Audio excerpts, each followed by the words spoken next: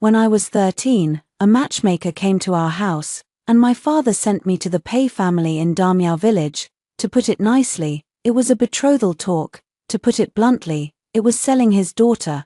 The Pei family gave him 5 taels of silver, and he took it with elation to the casino in the county town once more. Aunt Pei was in poor health, and the eldest son was also ailing. The family also had a 3-year-old younger sister and an elderly great-grandmother to care for.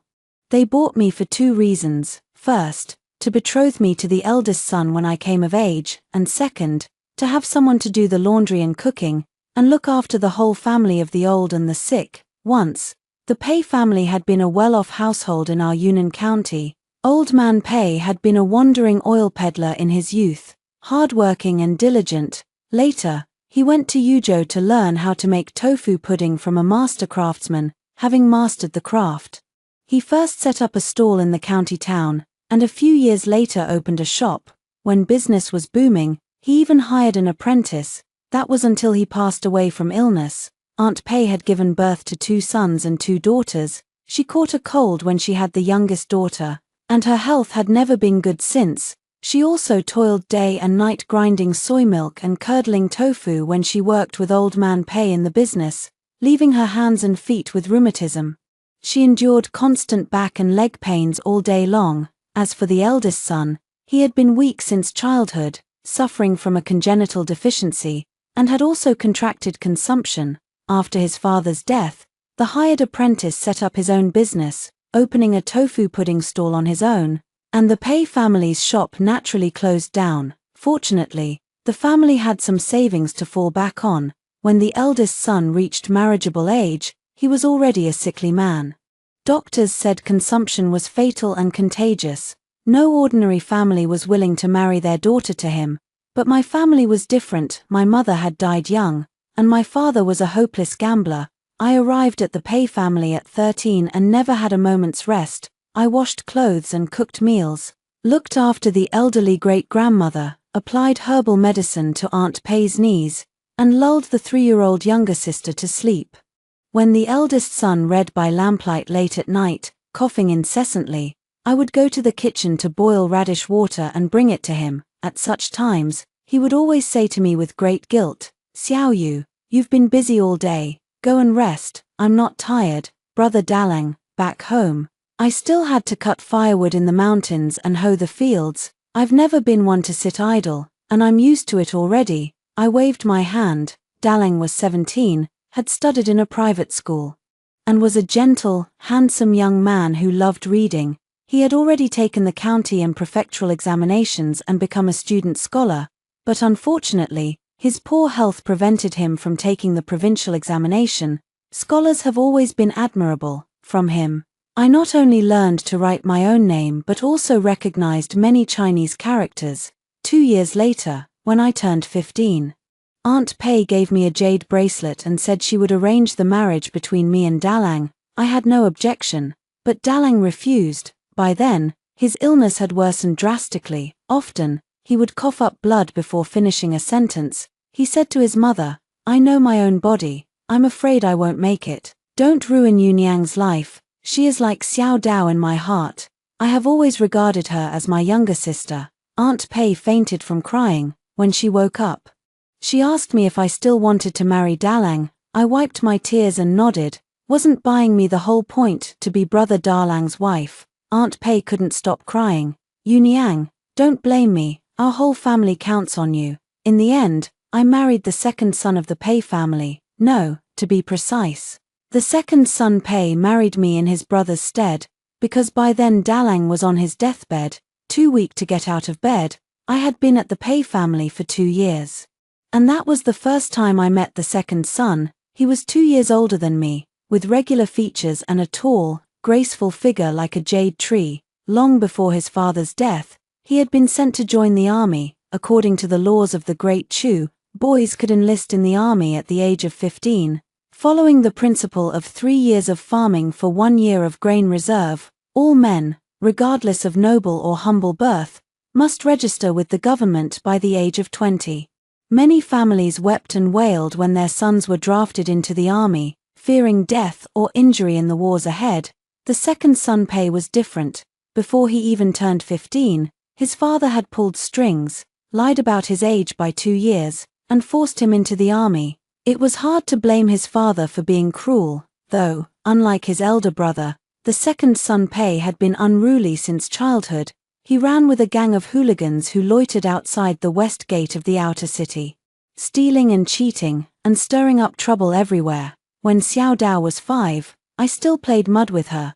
I heard that when the second son was 5, he already knew how to steal chickens from neighbors and pilfer vegetables and sacrificial fruits from the temple monks. In short, he was a reckless troublemaker who had caused a lot of trouble, until one time, he came home after being missing for a long time. He stood by his father's bed in the middle of the night, covered in blood, and said he had accidentally killed someone. Asking his father what to do, Old Man Pei was terrified. He sent heavy gifts to his acquaintances in the yamen overnight, asking for their help to smooth things over, spending most of the family's wealth. A few months later, he sent the second son Pei, who had been hiding at home, to join the army. When I married Dalang, it was his first time coming home after 4 years in the military camp. He was a high-spirited young man with slender eyebrows and eyes. Unlike Dalang's gentleness, he had a naturally straight nose and thin lips, the corners of his mouth pressed slightly downward, his eyes deep and sharp, with a cold and unruly look on his face. Under Aunt Pei's arrangement, he put on the wedding clothes in his brother's stead, pressed his lips together, and bowed to me with obvious awkwardness to complete the marriage ceremony. As it turned out, Dalang's condition took a turn for the worse that very night. The blood he coughed up bloomed like flowers on his handkerchief, and nothing could stop it. He held on for 2 more days, then said to his mother, "My marriage to Yuniang is not valid. After I die, write her a divorce letter. Don't ruin her whole life." When Dalang died, Aunt Pei cried her heart out. I stood there in a daze, holding the bowl of bitter medicinal soup. Not knowing what to do, my mind was filled with the words he had once said: "A farmer in the morning, a minister in the court at night. There is no born lord or general. A man must strive for self-improvement. Do not say that the scholar's cap is a waste. Books and poems never let a person down. When prosperous, govern the world. When poor, cultivate one's own virtue." The second son Pei held his brother's hand and wiped the blood from the corner of his mouth. I still clutched a candy in my hand, sticky and melted in my palm. Half a year later, Aunt Pei followed Dalang to the grave. A bad cold took her life in an instant. She left in a hurry, sick for a few days, and passed away in her sleep. A few months later, the second son Pei asked for leave to come home again, to pay his respects to his parents and elder brother at their graves on the mountain. When my father heard he was back, he immediately came to the door and asked him to sign a divorce letter for me in his brother's stead. The second son Pei signed it without a word. Shwe Shoren was all smiles. He drove his donkey cart over and roughly dragged me onto it. "Girl, your father's not gambling anymore. I'm turning over a new leaf. I bought a donkey and now work as a cart driver. That short-lived son-in-law of mine has been dead for almost a year. And you're only 16. What's the point of staying here? We've done our duty. Come back home with me. Later, I'll ask a matchmaker to find you a good marriage again." I sat on the donkey cart, my mind in a mess, as he pulled me away. Halfway there, I asked him, "Are you really not gambling anymore? Really not? Then swear it. If you lie to me, may you be struck by lightning and die a horrible death. Your hands and feet rot, your tongue festers, your body be thrown into a mass grave with no one to bury you, and then be eaten by wild dogs. Shwe you, how dare you? Is that how you curse your own father?" Shwe Shoren flew into a rage. I let out a cold laugh. "Not gambling anymore. Who can believe the words of a lifelong gambler like you? What good marriage? You're probably going to trick me back home and sell me again. I was young and had no other way out back then. But you think you can fool me with this trick now? Go deceive a ghost." With that, I jumped off the donkey cart, which jolted slightly at the sudden lightening of weight. I grabbed my bundle and walked away without looking back, as Shwe Shoren's curses echoed behind me. After much thought, I turned back and walked 10 li to Damiao village. Damiao village was at the foot of Joping Mountain, home to more than 100 families. The Pei family lived at the west end of the village, by the bamboo fence of the courtyard gate, I had tilled a small vegetable plot and planted a few magnolia trees. In the evening, the farmyard was bathed in pale blue light, and the setting sun bled red across the sky. Pei Xiaodao, with two messy twisted buns on her head, was sitting at the door crying her heart out. With her was the elderly great-grandmother. The old and the young sat together. The great-grandmother leaned unsteadily on her walking stick and looked at her cautiously. "Ya, stop crying, your mouth is wide open, and I'm scared. Ya, I wet my pants. Can you help me change them?" "Woo-woo, great-grandma, why did you wet your pants again? This isn't the time to talk about that. Can you help me change my pants?" "Woo-woo, I don't know how." "Then can you go to the kitchen and cook some mixed noodle soup?" "Woo-woo, didn't brother go to cook it?" "Sigh, what use is he? He can't even keep a wife. If it weren't for him, would the two of us have fallen into such a state?" "Woo-woo, great-grandma, I want my sister-in-law. I miss her. Don't cry. Great-grandma has already made up her mind. We'll run away from home when it gets dark. We can't stay in this house any longer.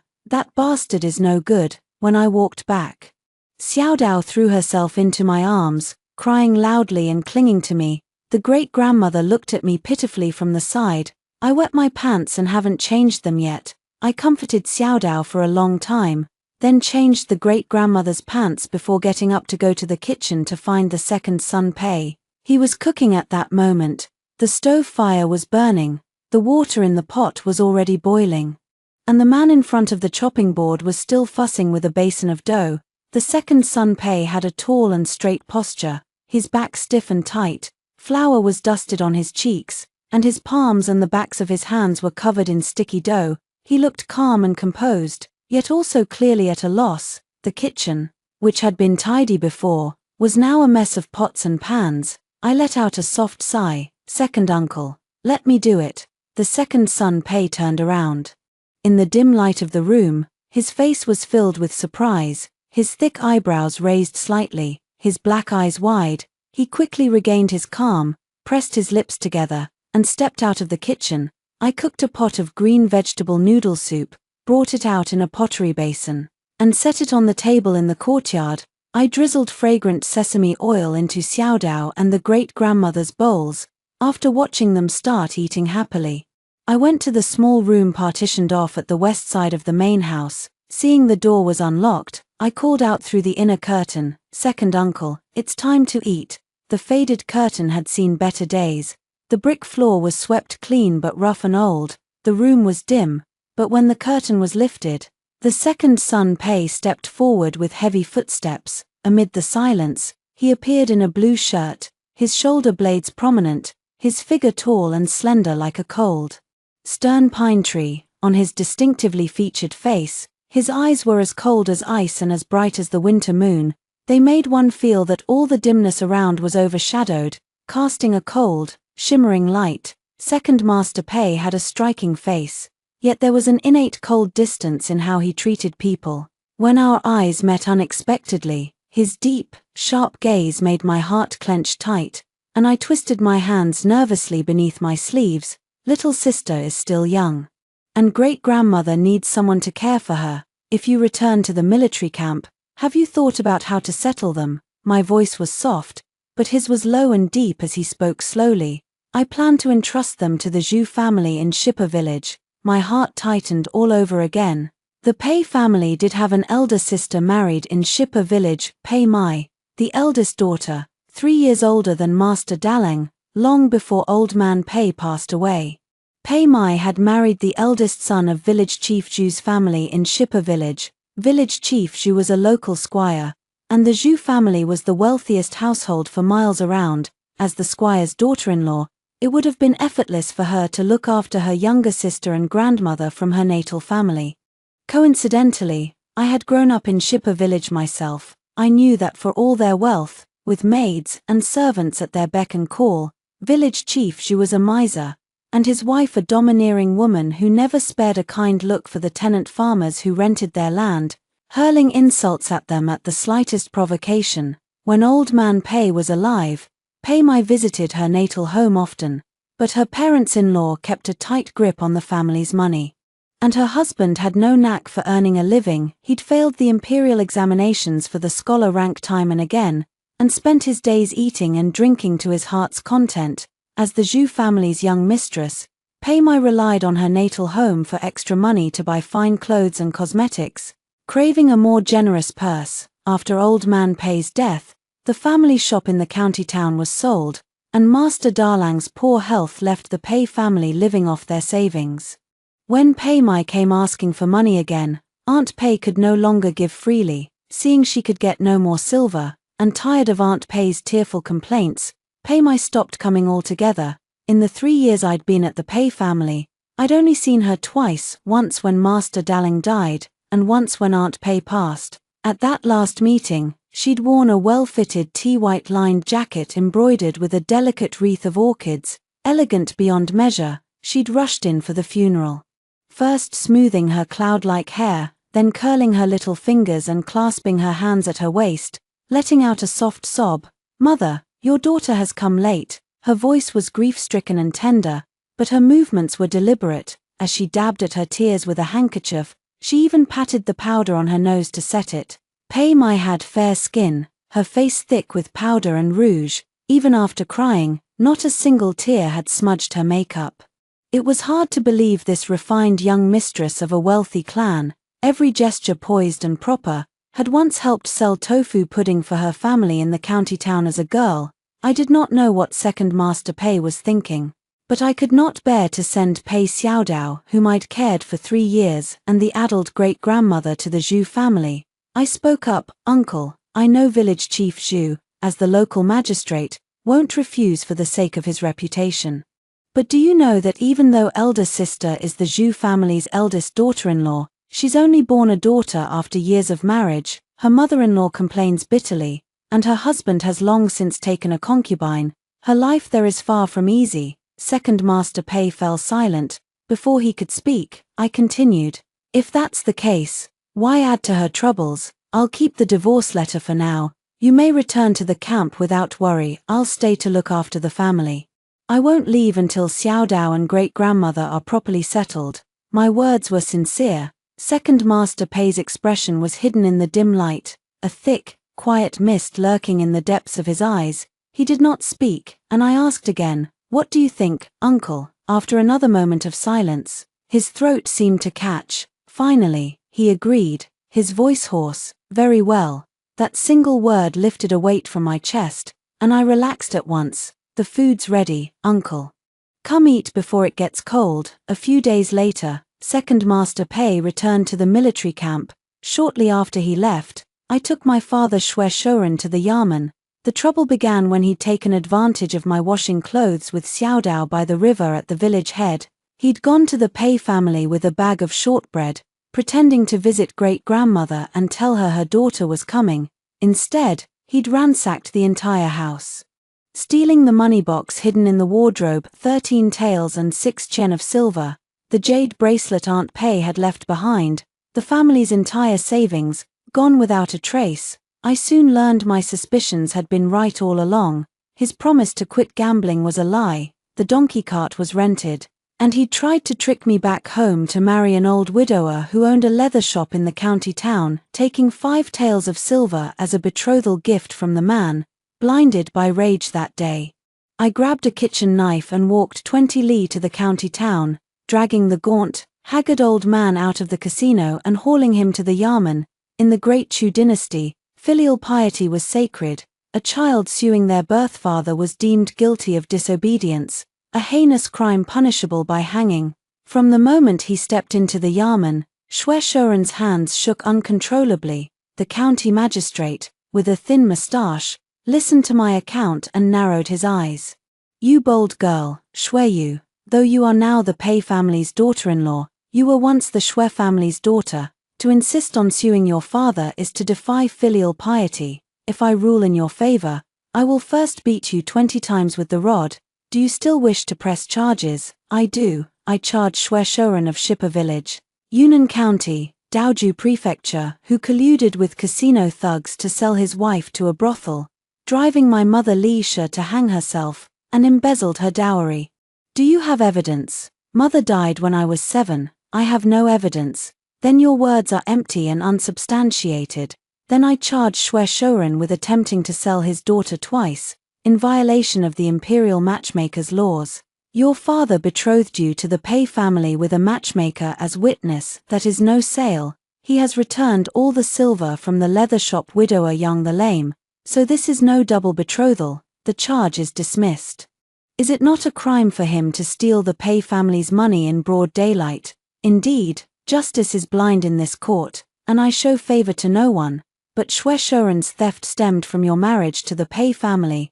There is mitigating circumstance. I shall order him to return the stolen silver, and that shall be the end of it. Do you agree? He has no money, he gambled it all away. Then he shall sign a debt contract, witnessed by the Yamen, which he cannot repudiate. And if he still refuses to pay, then I shall charge him with contempt of court, and sentence him to the rod and imprisonment. By the end, the magistrate's patience was frayed, he slammed his gavel hard, court adjourned, Shwe Shoren signed the debt contract, and I took the 20 lashes. Had the Yamen runner who administered the punishment not been a kind-hearted man, I would have been confined to bed for months. The runner's surname was Zhao. Zhao Ji. He'd gone easy on me because he'd known my father-in-law Pei Chang Shun. He said they'd been old friends since my father-in-law first set up his tofu pudding stall in the county town as a young man. I was lucky, and Uncle Zhao was kind. He not only spent 15 coins to hire a donkey cart to take me home, but also gave me a jar of ointment for my wounds. Urging me to rest well, even with his lightened blows, the 20 court lashes left my hips and thighs raw and bleeding. I broke out in a cold sweat, my face ashen with pain. From the moment I was flogged until I lay on the donkey cart, Shwe Shoren followed me, stammering excuses. I never sold your mother. I told you we owed money to the casino, and they came to collect. Your mother had dowry silver, yet she refused to give it up. Who knew she was so stubborn? We only threatened to sell her to a brothel to scare her, and she hanged herself. Get lost. I sent you to the Pei family to find you a good home, not to sell you. And Yang the Lame from the leather shop, he may be old, but he's wealthy. I only wanted you to live a good life. Get lost. I screamed the words with all my strength, every muscle in my body screaming in agony, my face paling even more. I'd lost my mother at 7. For a long time, I'd wondered what the point of living was. I'd watched with my own eyes as she hung from the beam, her feet dangling in the air, swaying back and forth. Shwe Shoren had been terrified, and had wept and repented his ways, yet less than a year later, he'd stumbled back into the casino. He'd never admitted to selling his wife or his daughter. Perhaps in his twisted mind, I should have been grateful to him. When he won at gambling, he'd buy me steamed buns. When he lost, he'd beg for leftover rice and spoiled vegetables to bring home. When one is weak and powerless, there is no choice but to fall into confusion. I grew older, and then I came to the Pei family, and suddenly, I understood. Life is filled with untold sufferings. Merely being alive is a great blessing, if that blessing is already mine. To question the meaning of living is nothing but sentimentality. To live is simply to live well, like Master Dalang, who'd longed to study, to rise from a farmer's son to a minister of the court, like me, who only wanted a stable life, free from want and worry. In this world, hope exists only in living can one carve out a path forward. Master Dalang never got that chance. But I did. When I returned to the Pei family, I lay in bed for a month. During that time, Pei Xiaodao bustled about clumsily at my direction, her little sniffs still fresh from crying. Eventually, she even grew bold enough to help change great-grandmother's soiled pants, trotting off happily to do the task. She'd even grown proud of her new skill, staring at great-grandmother expectantly every day for no reason. Great-grandmother. Oh why do you keep staring at me? Stop looking at me like that, I'm scared. Great-grandma, are you thirsty? Drink some water. I'm not thirsty. Yes, you are. By the time I could barely stand and walk, the family had eaten all the food in the house. The vegetable plot was bare, the rice jar empty, the chicken coop cold and empty. The 2 laying hens I'd raised with such care were gone. Xiaodao had secretly carried them to Widow Wu next door to have them butchered. Widow Wu had rolled her eyes and spoken with her usual sarcasm then. What do you lot think you are? Eating chicken when you can barely put food on the table, Xiao Dao had grinned, oblivious. We still have one more. I'll come find you to butcher it in a few days. Don't be jealous, I'll save all the chicken bums for you. Widow Wu. Wu Tsuelio was a young widow in her 20s, sharp-tongued but kind at heart. When I'd been bedridden, she'd even helped us out, bringing over flatbread and kanji twice. But it was also she who'd egged Xiao Dao on, telling her that her elder sister Pei Mai was the Zhu family's young mistress. And with our family on the brink of starvation, Xiao Dao should go ask her for some silver. Pei Xiao Dao, for some reason, actually snuck off without telling me. Tramping more than 10 li to find the Zhu family in Shipper village, she came back that night with her head hanging, crestfallen and dejected. The little girl squatted on the ground, wiping her tears and asking, "Sister-in-law, is Pei Mai really our elder sister? Did mother drop her in the muck heap when she gave birth to her? She's like a donkey dung ball, smooth on one side, but still just donkey dung inside." I found out later what had happened when Xiao Dao went there. Pei Mai had put on all the airs of a wealthy family's young mistress, first pretending to treat her to pastries with great courtesy, then speaking in innuendos and veiled words. At Xiao Dao's age, she couldn't understand Pei Mai's roundabout hints. She only buried her head and happily ate pastries with Pei Mai's 4-year-old daughter Huan Niang, not listening to a single word Pei Mai said. Talking to Xiao Dao was like playing the lute to a cow, and Pei Mai soon lost her patience. She slammed her hand on the table in anger. "Eating, eating, always eating, look at your shabby little self. Did you hear a word I said? I will never take you and great-grandmother in. Don't even dream of it. I didn't take a single coin of the Pei family's last silver. Go find whoever did.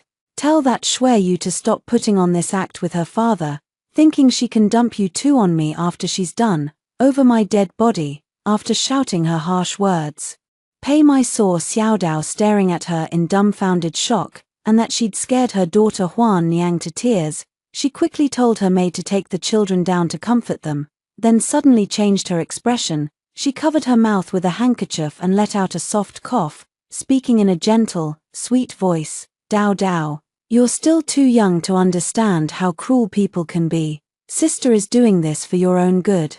You and great-grandmother must stay at the Pei family's house, otherwise, that Shui Yu will surely squander even our family's house and land." Even though Xiao Dao had come back crying, she pulled a whole bunch of pastries out of her arms that night. "She can say what she wants, I'll take what I can get.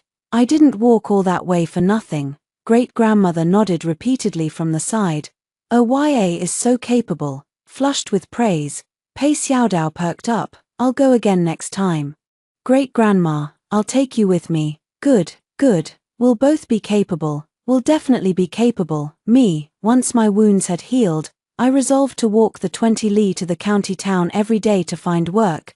Pei Xiao Dao Pinker promised me that I had to be home before sunset, otherwise she'd leave great-grandmother behind and come looking for me. When I got to the county town, I realized the tea houses and vegetarian restaurants had no shortage of hands, and would never hire a woman to work for them. Wealthy masters' mansions did have odd jobs available, but the steward would shout for workers on Shizzy Alley, and a crowd of old women and married women would scramble for the work. There was no way I could squeeze in. For several days, I went from shop to shop, swallowing my pride and asking if they had any work for me. In the end, I helped grind medicine at a medical hall for 2 days, and then carried goods for a day when Jingyun Cloth Shop was organizing its warehouse.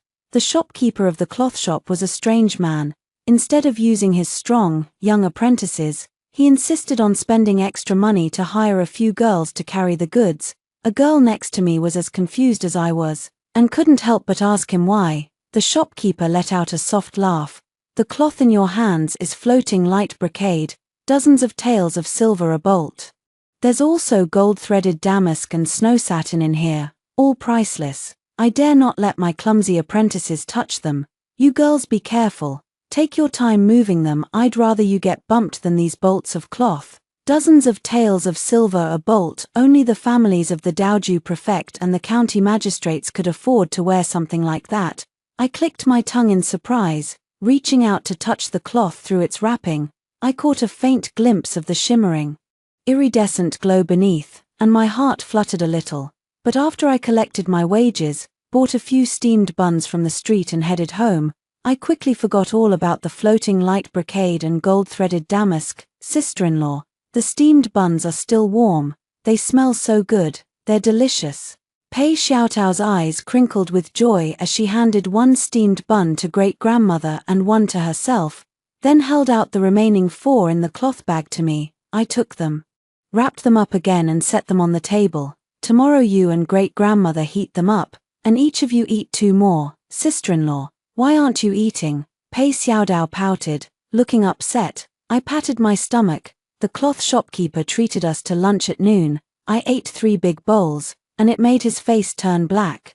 Yu Niang, you're so capable. Sister-in-law, you're so capable, Xiaodao and great-grandmother said in unison, holding up their thumbs and looking at me with pride.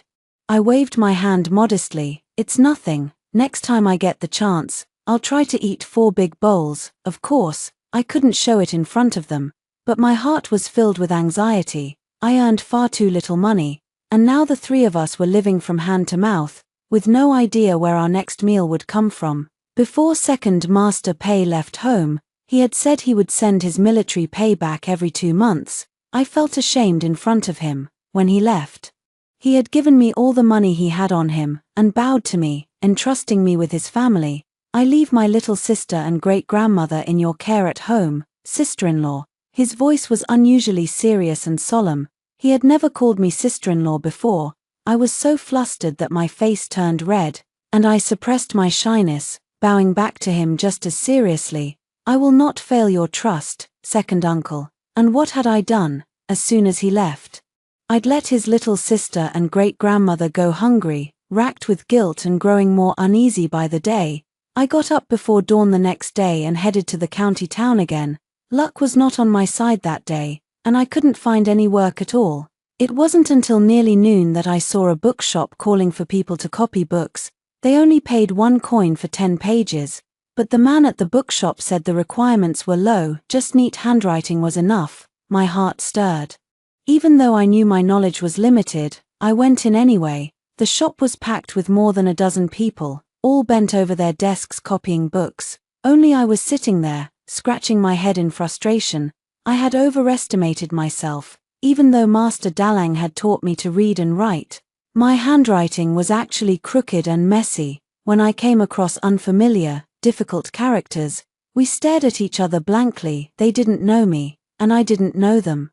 A young man in a brown cloth shirt sat next to me, copying books earnestly. I couldn't help but glance at his work. His calligraphy was as beautiful as Master Darlang's, the characters flowing smoothly across the paper, vivid and lively. I sighed softly. Your handwriting is beautiful. The young man looked up at me, and our eyes met unexpectedly. His face turned red. I realized my words had been very abrupt, and quickly said, I'm sorry, that was rude. I just wanted to ask, what's the pronunciation of this character? I pointed to a character on the model book. The young man was stunned for a moment, then said, this is Chong. A swan flies 10,000 li, soaring straight into the blue sky. It means to fly straight up. His voice was clear and mellow, quite pleasant to listen to. I couldn't help but ask another question. I see everyone is copying the same content. Why does the bookshop need so many copies? The young man glanced around, then lowered his voice and said, this is the new poetry collection of Prince Kang from the capital. It's all the rage in the imperial capital, and prefectures and counties everywhere are competing to curry favor, hoping to make a good impression on Prince Kang. Don't worry, miss, even if your handwriting is a little bad, it's okay. The bookshop is just putting on a show for Daoju Prefecture. They'll never actually sell this many copies. Oh, I see. I sat back down in relief, smiling at him. Thank you. The young scholar was thin-skinned, and quickly said, you're welcome, miss. I was simply not cut out for this kind of work. While everyone else was copying a whole book with effortless skill, I was still forcing myself to copy the 5th page. In the end, I couldn't hold on any longer. My stomach was growling with hunger. The shop was very quiet, so the rumble was quite loud. I was too embarrassed to look up, and pretended to be calm, continuing to copy the book. Before long, a hand suddenly stretched out from beside me. It held a clean handkerchief. with a sesame cake wrapped inside. It was the young scholar. I looked up at him, and he said awkwardly, "If you don't mind, miss, you can eat this to fill your stomach a little. When you're starving, who would mind?" My face turned red too, but in the end, hunger overcame my shyness, and I reached out to take the cake. "Thank you, I'm really starving, so I won't stand on ceremony with you." That day, the book shopkeeper looked at the 10 pages I'd barely managed to copy, his mouth twitching repeatedly, and handed me 1 coin very reluctantly. And for the sake of earning that single coin, not only did my mouth twitch, but my wrists ached so much they could barely move. Just half a month more, and second Uncle Pay should send money back. He was a soldier on the border, a middle-grade soldier, earning 70 coins a day. His monthly military pay was 2 taels and 1 chen of silver. Thinking of this, I went to the county government office, found Yarman runner Uncle Zhao, and swallowed my pride to ask him to lend me 1 string of cash. "I'm only lending this to you for the sake of your late father-in-law. You must remember to pay me back. Life hasn't been easy for me either. I have a lame daughter at home. Don't worry, Uncle Zhao, I will pay you back." Shui Yu is a woman of her word. Another 20 days passed, and second Master Pei finally sent 4 taels of silver. When I took the silver from the military courier at the post station, tears almost fell from my eyes. I bought a whole roast chicken and a piece of braised pork in the county town, went back home, cut them up and put them on a plate. The moment the meat touched my tongue, Xiaodao burst into loud sobs. It's so delicious. My tongue is going to melt from the taste. Thank you, second brother. Thank all your ancestors for 18 generations. With money in hand, I no longer went to the county town to find work. Instead, I stayed at home and tinkered with the old stone mill that had been left unused in the corner of the yard. The upper millstone was suspended from a frame, and the lower one was installed on a rotating shaft, driven by water. It could grind grain into powder. When Aunt Pei was still alive, I had applied herbal medicine to her knees, and she had told me the Pei family's tofu pudding recipe over and over again. Soak the beans in well water, grind them into a thick pulp, stir it until it makes a slapping sound, then strain it twice with a fine sieve and a thin cloth. Boil it in a big pot over a fierce fire, then turn to a gentle heat. Remove from the fire when a wrinkled skin forms on the surface of the pulp. Grind cooked gypsum into a fine powder, mix it with water, and pour it into a tile vat together with the boiled pulp. The South Street Market on Shizi Alley in the county town was lined with shops, and street vendors set up their stalls all the way to the prefecture bridge. It was the busiest place in town. The day I copied books at the bookshop, after borrowing money from Uncle Zhao, I had walked back to the Pei family in tears. Earning that single coin had been so hard, so exhausting. The long-suppressed frustration made me can't help but doubt if I was really that useless. When the idea of setting up a stall at Shizi Alley popped into my head, the first thing I thought of was selling tofu pudding, because all the tools the Pei family had used for their tofu pudding business were still piled up at home. Everything was ready, saving me a lot of trouble. Aunt Pei had once said that making tofu pudding seemed simple, but to make soft, white, tender tofu pudding with an authentic brine sauce, every step required care and attention. The soaking time for the beans depends on the season, and the tile vat can't have a glaze. When I made tofu pudding for the first time and scooped a few pieces into a bowl, Pei Xiaodao was even more excited than I was. Sister-in-law, you're so amazing. How do you know how to do everything?" But her excitement only lasted 2 days. Watching me get up before dawn to grind the pulp, she muttered in discontent, "Second brother sent us money. If we skimp and save, we can get enough to eat and wear. Why work so hard? We can't rely on second brother forever. He's serving in the military far away. He needs some extra money on hand to be comfortable. If he sends all his money home, he'll be strapped for cash and find everything a hassle. To live a life, while making sure we have enough to eat and wear, we need to save more money, make life better. Only then will our hearts be steady and we'll have the confidence to face anything. Sister-in-law, what do you want to do with the money you save?" "All sorts of things. I want to send you to school, make new clothes for you and great-grandmother, and let you eat roast chicken and braised pork every single day." I counted on my fingers as I told her. A person should always strive for better things. if we make all that happen, then I'll save up a dowry for you next. Why save a dowry for me? Why don't you save one for yourself? I've already been married, I'm your sister-in-law. Then why not save a dowry for second brother? He's older than me, you should save one for him first. With second brother's skills, I don't think he'll need us to save a dowry for him. Why, is he really that good? He's very good, I think. I believe he'll definitely make a name for himself someday, maybe even become a great general. I ground the pulp as I chatted with her. Pei Xiaodao looked thoughtful, then asked again, what about me? What do you think I'll be when I grow up? Maybe you'll stand in the imperial court, just like Qin Liangyu and that Feng Liao, and become a female official. Am I really that amazing? Yes, you're incredibly amazing, and incredibly promising. The more I said it, the more serious I became. When you have a big official mansion in the imperial capital, don't forget to fetch me to live in comfort. I'll leech off your good fortune, and have 7 or 8 maids and servants waiting on me hand and foot. I'll get you 100.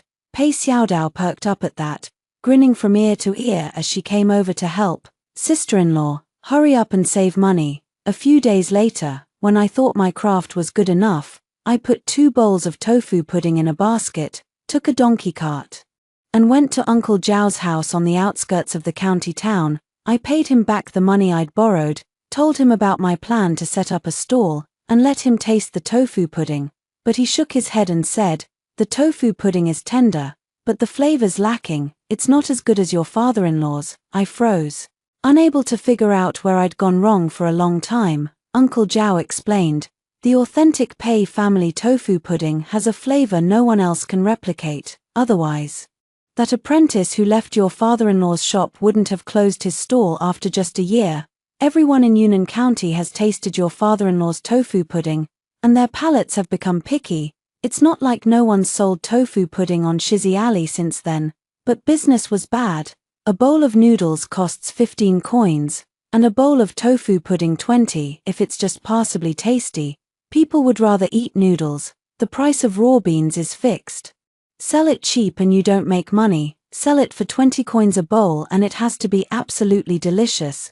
That's why your father-in-law's shop did so well back in the day. My first attempt to start a business had failed before it even began, but I didn't give up. The next day, I took Xiaodao to the Zhu family in Shipper village. If there was anyone else in Yunnan County who knew the Pei family's tofu pudding recipe, it had to be Pei Mai, but to my surprise, we were turned away at the gate. We didn't even get to see Pei Mai's face. Xiaodao was furious about it. She's so stingy, so miserly. It's just a few pastries I took from her. A few.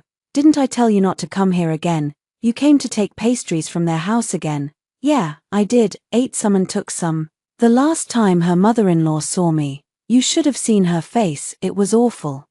I even asked her politely if she was sick, because of Xiaotao's antics. Pei Mai didn't show up. She only sent a maid with her nose in the air, who stared at us in disgust and said, stop clinging to our mistress like a leech. Our mistress said she doesn't know any stupid recipe. And even if she did, she'd never tell an outsider, who'd want to do business with the likes of you. It's laughable. Do you even know who our mistress is? Don't ever come back here again. As soon as the maid finished speaking, Pei Xiaodao looked flustered. Who died? Who died? What nonsense are you talking about? The maid snapped, furious. You said it's laughable to death. My sister's in this house, I have to ask. Also, stop glaring at me with your nostrils. The holes are too big, I'm scared. Pei Xiaodao pointed at her nose, her tone even fiercer than the maid's. I grabbed the back of her collar and dragged her away. She still shouted indignantly at the maid as we left. Your nose is crooked, remember to go see a doctor. You're ugly enough as it is. My plan to start a tofu pudding business was put on hold for the time being, and I fell into a slump for a few days. Then one day, Uncle Zhao's daughter A Xiong came to the Pei family's house. She'd taken a donkey cart from the county town, and even brought us sesame cakes from the Five Spice studio. I was surprised to see her. She was lame and found it hard to move around. A Xiong was a pretty girl with delicate features, and a quiet temperament. I'd met her once when I went to Uncle Zhao's house to pay back the money, but we'd only exchanged a nod, not a word. According to Uncle Zhao, after she'd fallen and crippled her left leg at 11, She'd hated going out and didn't like interacting with people. But now here she was, at our door, and she spoke bluntly. "I heard everything you said to my father the other day. Have you given up? Don't you want to open a shop and sell tofu pudding anymore?"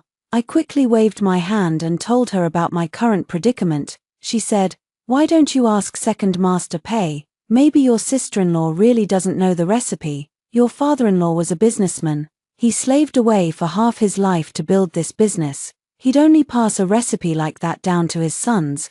After all, daughters marry out and leave the family eventually." I froze, having never thought of that. I hesitated and said, "I'm not even sure second uncle knows it himself. He left home so young. How will you know if you don't ask? Just ask him." Seong seemed even more invested in this than I was, and told me to write a letter to second master Pei at once. She'd take it to the post station on her way back to the county town. Under her eager gaze, I had no choice but to get paper and a brush. The letter said roughly, "I want to start a small business in the county town. I tried making tofu pudding the way Aunt Pei used to tell me, but the flavor's not right. Do you know the exact method, second uncle? Could you teach me?" I also included a copy of the tofu pudding recipe I'd been using. Seong frowned when she read it, saying my handwriting was ugly enough. But the content was too straightforward. There was not a single word of care for a family member between the lines, so she told me to add one more sentence at the end. "The borderlands are bitter and cold. Please take good care of yourself, second uncle. I hope you come home safe and sound." After I finished writing, she took the letter and left. I'd been confused as to why she was so eager to help, until she said this before she went. "Shuiyu, we're the same age. We both lost our mothers young, and I'm a cripple. My father's always trying to find me a good marriage, but I know what kind of good marriage could a girl like me get. A good man would never want to marry a cripple.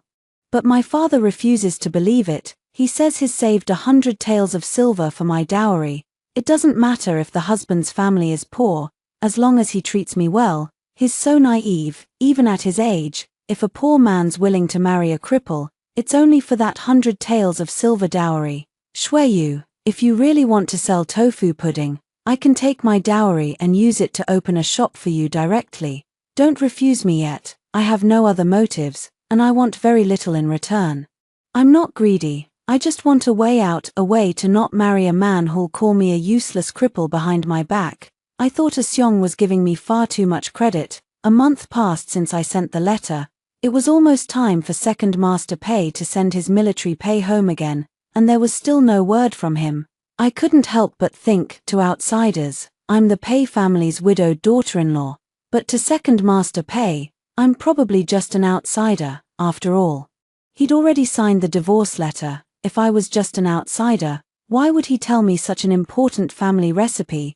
Pei Xiaodao didn't see it that way, though. She planted her hands on her hips, tilted her chin up, and showed me nothing but her two little nostrils. "You're wrong, sister-in-law. My second brother's going to be a great general someday, and I'm going to be a female official. Someday our Pei family will have a big official mansion in the imperial capital, with 100 maids and servants, and we'll stand in the imperial court. Who'd want to come back and sell tofu pudding then?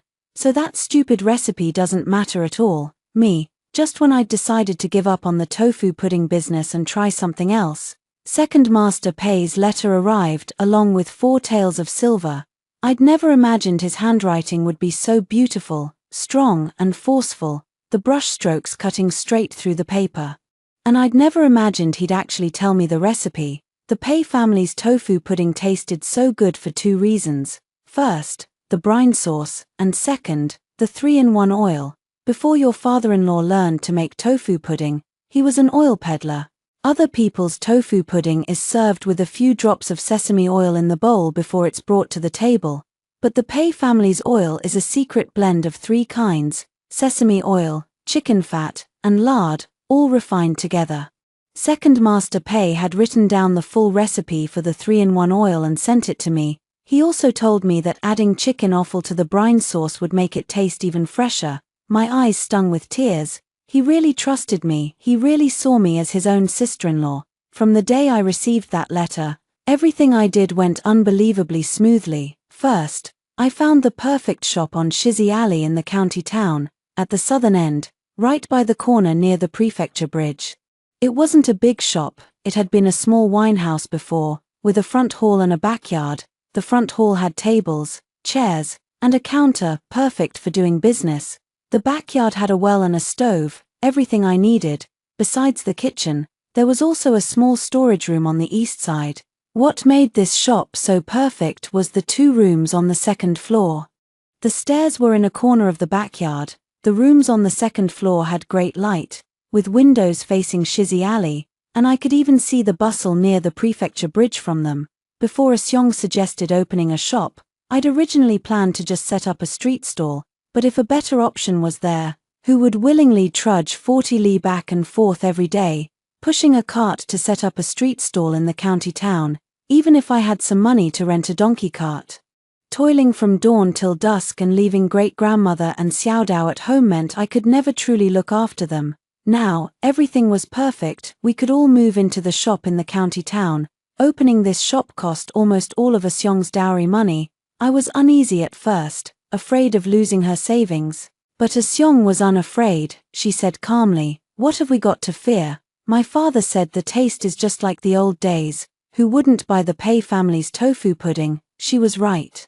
In just 2 years, we earned back every penny we'd spent. The shop only did business in the morning, because by noon, everything was sold out. There wasn't enough space inside, so we set up a few tables on the street, and they were full every single day, thanks to Uncle Zhao. The street patrol officers from the Yamen turned a blind eye to our street tables.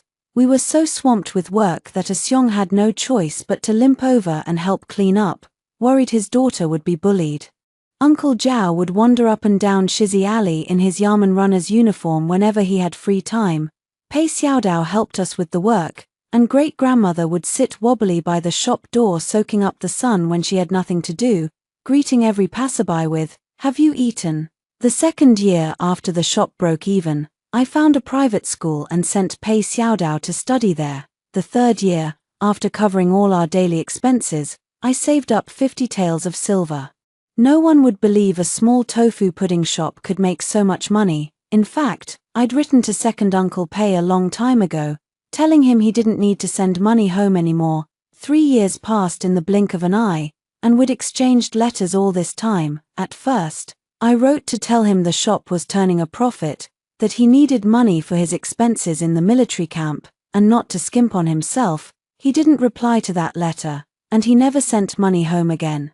That was just second Master Pei's way. His cold distance was etched into his bones.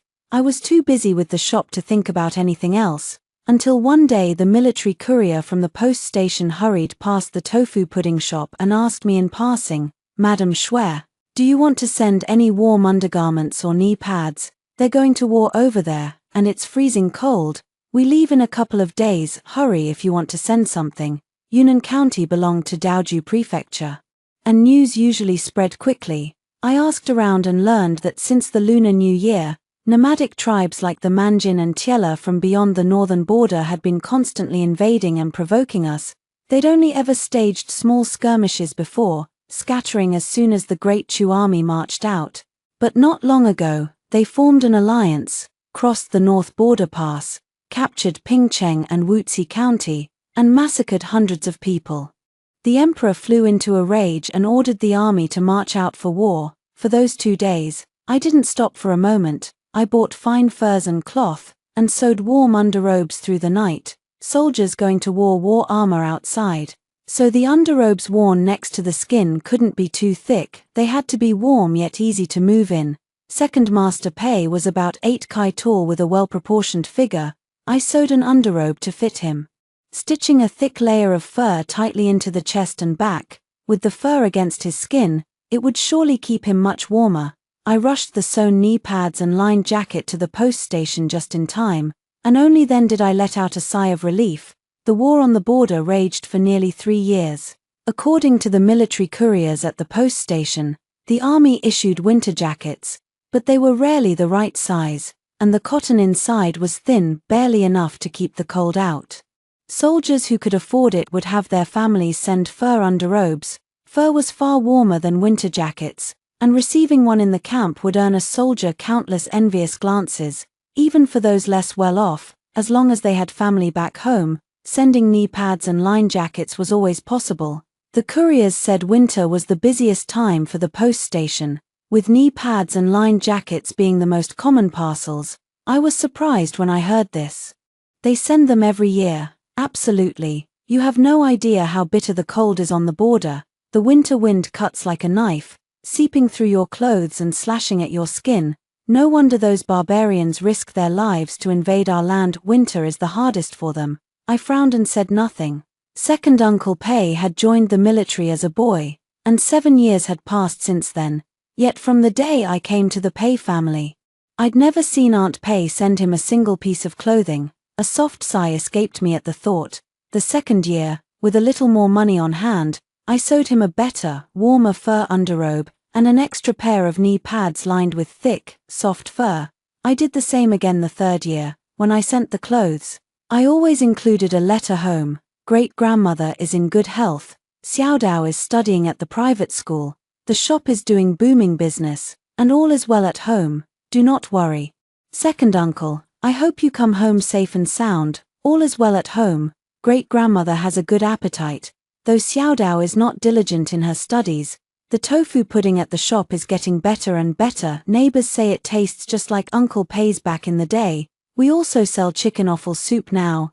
15 coins a bowl, with vermicelli that you can dip flatbread in. It's lovely and warm on a winter day. I hope you can taste it when you come home. I hope you come home safe and sound. All is well at home. I often take great-grandmother for walks by the bridge, but Xiaodao is a handful. She skips school and even fought with her classmates. I hope you can discipline her when you come home. I hope you come home safe and sound. With the war raging on the border, I never expected to get a reply from Second Master Pei, but the second year, after I sent my letter, the post station delivered one from him. The handwriting was unmistakably his. And there was only one word on the paper, good. The third year, it was the same single word, good. Because of Second Master Pei, I paid close attention to the war on the border, often asking Uncle Zhao to find out the latest news from the Yamen. In the third year, the war finally ended. The Great Chu army won a resounding victory, driving the barbarian tribes back, and the imperial court set up the Tiger Slaying Pass, Barbarian Slaying Pass, just outside the North Border Pass. The emperor was overjoyed and ordered the army to be rewarded and merits to be honored. That winter, I bought the finest fur and cloth as usual, and I hadn't finished sewing Second Master Pei's fur underrobe when news spread that the soldiers from the border were returning to the capital, and had been granted special leave to visit their families. A few days later, Second Master Pei came home.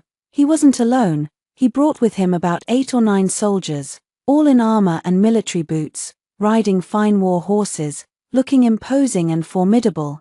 They entered the county town through the west outer gate on the outskirts, galloping down the main street to Shizzy Alley, the clatter of horse hooves drawing eyes and sparking whispers all the way. It was noon, and the sun was warm. On South Street of Shizzy Alley, the shop was in the thick of business. A Xiong was ladling tofu pudding for a customer, and I was busy carrying bowls to the tables. I'd just set 2 bowls down on a street table when I heard the sound of horse hooves from down the road, growing closer and closer. I craned my neck to look, and the crowd ahead scattered, making way for a line of riders. The horse at the front reared up on its hind legs, then slowed to a stop. A man sat tall on the horseback, bathed in sunlight, clad in black armor that glinted sharply, the metal plates reflecting light so bright it stung the eyes. When I finally saw his face clearly, my breath caught. He had sharp, slanting sword eyebrows, narrow, piercing black eyes, thin lips pressed slightly together, and a stern jaw. His deep brown eyes were fixed on me, dark and quiet. Our eyes met, and I stood frozen for a long moment, unable to move. Second Master Pei had changed so much, 3.5 years ago. When he left, there was still a hint of unruly youth about him. Now he was home, his features colder than ever, the unruliness and solemnity giving way to the aura of battle and bloodshed, all the sharpness and depth of a grown man. And there was something more, the fierce, intimidating presence forged by years of fighting and killing, those ice-cold eyes, dark and heavy, made one dare not meet his gaze, sending a flutter of panic to the heart with just one look. He dismounted.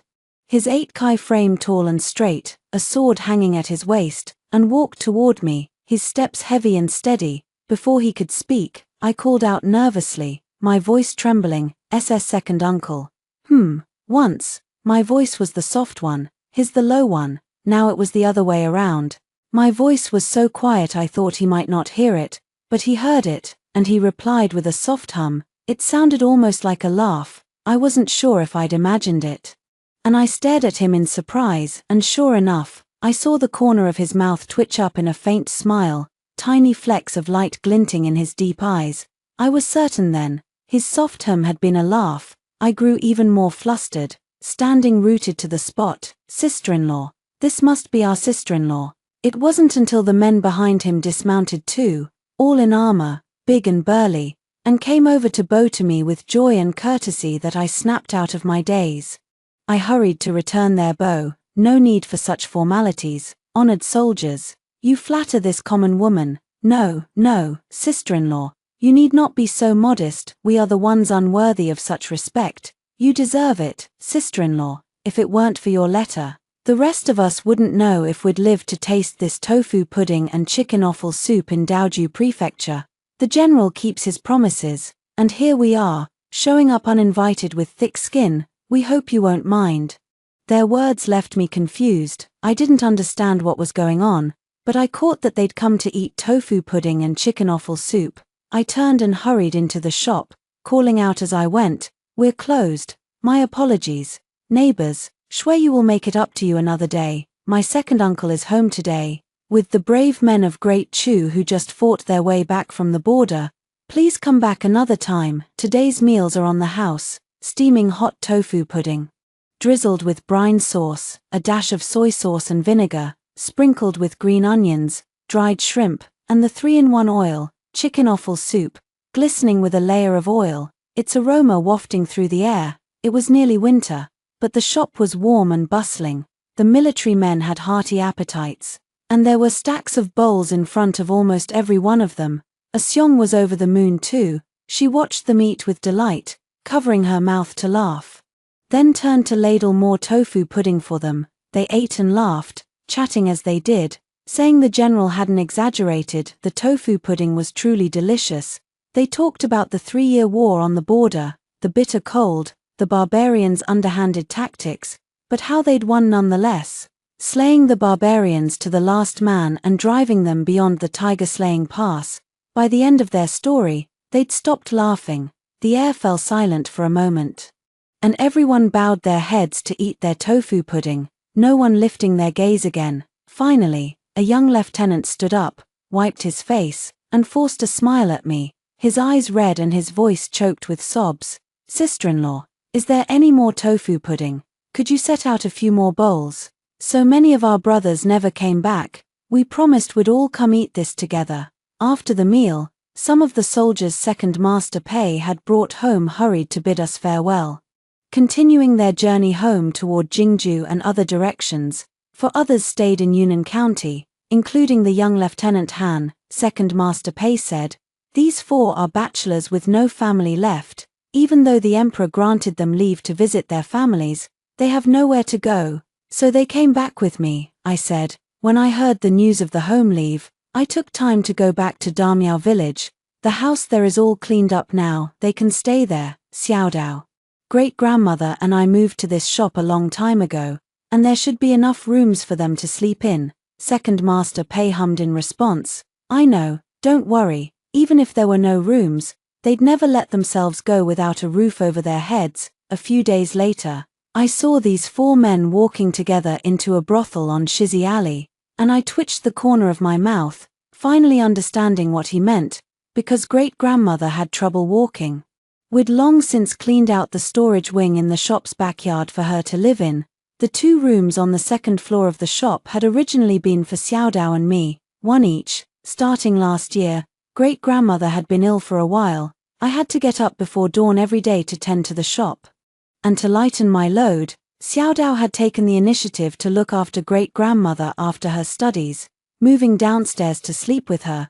The empty room on the second floor was where I stored some odds and ends, and I'd do some sewing there in my free time. I hadn't planned for second master Pei to stay at the shop. The two upstairs rooms were too close, making it inconvenient for everyone, but he didn't seem to plan on staying at the family house in Damiao village either, that day.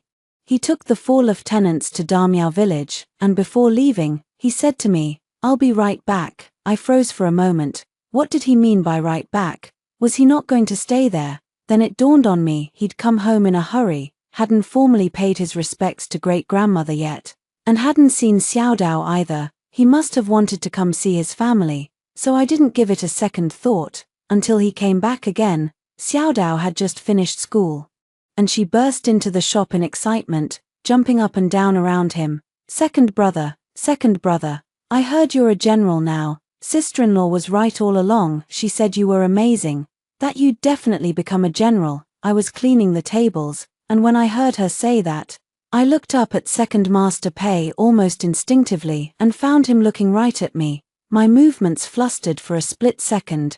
He, however, was calm and composed. Just like when we first met that noon, the corner of his thin lips tugged upward in a faint, almost imperceptible smile. But Xiao Tao's joy didn't last long. Second Master Pei questioned her about her schoolwork, quizzing her on the classics and the 8-legged essays required for the imperial exams. Xiao Dao stammered through her answers, pulling a long face and glancing at him cautiously. "Second brother, how do you know all this? Do you have to study even in the military camp?" "Of course. The most studious in the camp are sent to study with the military advisor. If no one could read, how would we understand military books and defense maps?" Second Master Pei's voice was cold and clear, deep and sharp. He was clearly dissatisfied with her answers, but Xiao Dao was quick-witted. Before he could scold her, she put on a cheeky smile. "You must be tired from your long journey. Second brother, hurry upstairs and rest. Take off your clothes and wash them, they're all dirty." With that, she tugged at his arm ingratiatingly and led him toward the stairs in the backyard. My heart tightened, and I hurried after them. Second uncle, are you going to stay at the shop too?" Xiao Dao turned to look at me. "Where else? Isn't there an empty room upstairs?" Second Master Pei turned to look at me too. "Didn't you prepare a place for me, sister-in-law?" His face was cold and weary, his voice matching it, deep, and laced with a hint of displeasure. My heart clenched. How could I not? "I did prepare one. I just thought you'd stay with Lieutenant Han and the others." Only then did Second Master Pei's expression soften a little. He said, "Stay with them. When you're home, you stay with your family." I froze for a moment. He felt so different from the Second Master Pei who'd left 3 years ago, and yet, this felt like the real him all along. How could I ever really know what he was like? We'd never spent much time together. But guilt gnawed at me nonetheless. The empty room upstairs had no bedding laid out, a sewing basket cluttered the table, and the whole place was a mess. So I steeled myself and stepped forward, saying to Xiao Dao, "Off you go, help clean the tables downstairs." Xiao Dao agreed readily, seemingly eager to make her escape. My heart was in my throat, my steps unsteady, my mind in a daze as I led him to my room instead. Thankfully, the room was spotless, tidy in every corner. The bed sheets and quilt were all freshly washed and sun-dried, and the window was open for air. Even so, a faint scent of sweet osmanthus oil lingered in the air. The quilt was embroidered all over with bright red peonies, and the bed curtain was red silk. It looked festive, even a little gaudy, at first glance. I smiled awkwardly. The house is only lived in by the women of the family, so we decorated it all to our own tastes. It's fine. Second Master Pei didn't seem to mind. He took the sword from his waist and set it on the table, then began to remove his armor. I hurried forward to take it from him, planning to wash and hang it out to dry later. Beneath the armor, he wore a dark blue fur underrobe, with a thick layer of fur stitched tightly inside the collar to keep the wind from seeping down his neck. It wasn't a new one, it was the one I'd made for him last year. I pointed to his military boots. "Take off your boots too, and I'll hang them out to sun. Rest for a while, second uncle. I'll heat up a pot of water for you to bathe in tonight. I made you a new fur underrobe. I just need to finish the hems. I'll wrap it up later, and it'll be just right for you to wear after your bath." Second Master Pei hummed in response. I held his armor in one hand and his boots in the other, and asked, how long will you be staying home this time, second uncle? More than a month. Will you go back to the border after that? No. I'm to take up a post at the Chang'an camp in the imperial capital, Huajing. I couldn't help but marvel. The Chang'an camp in Huajing, right under the emperor's nose. He truly made it big. That's wonderful. I've heard Huajing is the most prosperous place in the land, where everyone wears silk and brocade. They say the plaque on Chengtian Gate is made of gold, and from the ancient pagoda on the three-tiered mountain, you can see every prefecture and county in our great Chu. Once I'm settled, I'll send for you all. Second Master Pei seemed to be in a good mood, chuckling softly. I froze, turning his words over and over in my mind, and sighed quietly to myself. If he sent for anyone, it would be Xiao Dao and great-grandmother. I'd stay behind. If I'd remained his widowed sister-in-law for life, I could have gone with them to live in comfort, but I'd never planned to spend the rest of my life as a widow in the Pei family. Fate between people is always preordained. All I'd ever wanted was to have enough to eat and wear, to build a stable life for Xiao Dao and great-grandmother. Now that I'd achieved that, I was already 20 years old. At this age, my thoughts were different from what they'd been before. I couldn't help but feel I should plan for the rest of my life. I'd even thought of remarrying, because I'd truly met a good man. He was a scholar surnamed Chen, a teacher at the private school Xiao Dao attended. What a coincidence, it was this same scholar Chen who'd given me a sesame cake when I was copying books at the bookshop all those years ago. Scholar Chen's parents had died young, and he lived alone. His only wish was to pass the imperial exams and make a name for himself, so he'd never found a wife. I'd never forgotten the kindness of that sesame cake. And I pitied him for being alone. I'd often make some food and have Xiao Dao take it to him. 2 years ago, he'd failed the exams and fallen into despair. I'd served him a bowl of tofu pudding at the shop and encouraged him to try again in 3 years. The scholar had looked glum and asked me then, do you really think I can pass? I've never even made it to the provincial exams. You can, it's not like there's no second chance. There are scholars well into their 40s still trying to pass the provincial exams and become juren. You're young, and your knowledge is vast, you'll pass one day. I was actually unwell on the day of the provincial exams. I was freezing cold. I think I could have passed. Really? The scholar's eyes had turned red. I said, exactly. So study hard, and eat well too. What's meant to be yours will always be yours. Yuniang, I will. I'll definitely pass the juren exam next time, if I do. If I do, will you look at me? Look at you for what? I want to marry you as my wife, but I can't now. I'm penniless, I'm a widow. I don't care. Yuniang, I really don't. I think you're wonderful, and that's why I want to marry you. It has nothing to do with whether you're a widow or not. The scholar hurried to explain, his face red to the roots of his ears. I couldn't help but laugh. All right, let's not talk about this now. You should focus your mind on the next exam. We'll talk about this when you pass. I really did have a good impression of the scholar. After Second Master Pei came home, the already thriving tofu pudding shop became even busier than before. First, the county magistrate came in person to eat the tofu pudding. Then the Daoju prefect arrived in his carriage. It was then that I learned the full story of his deeds in the border war.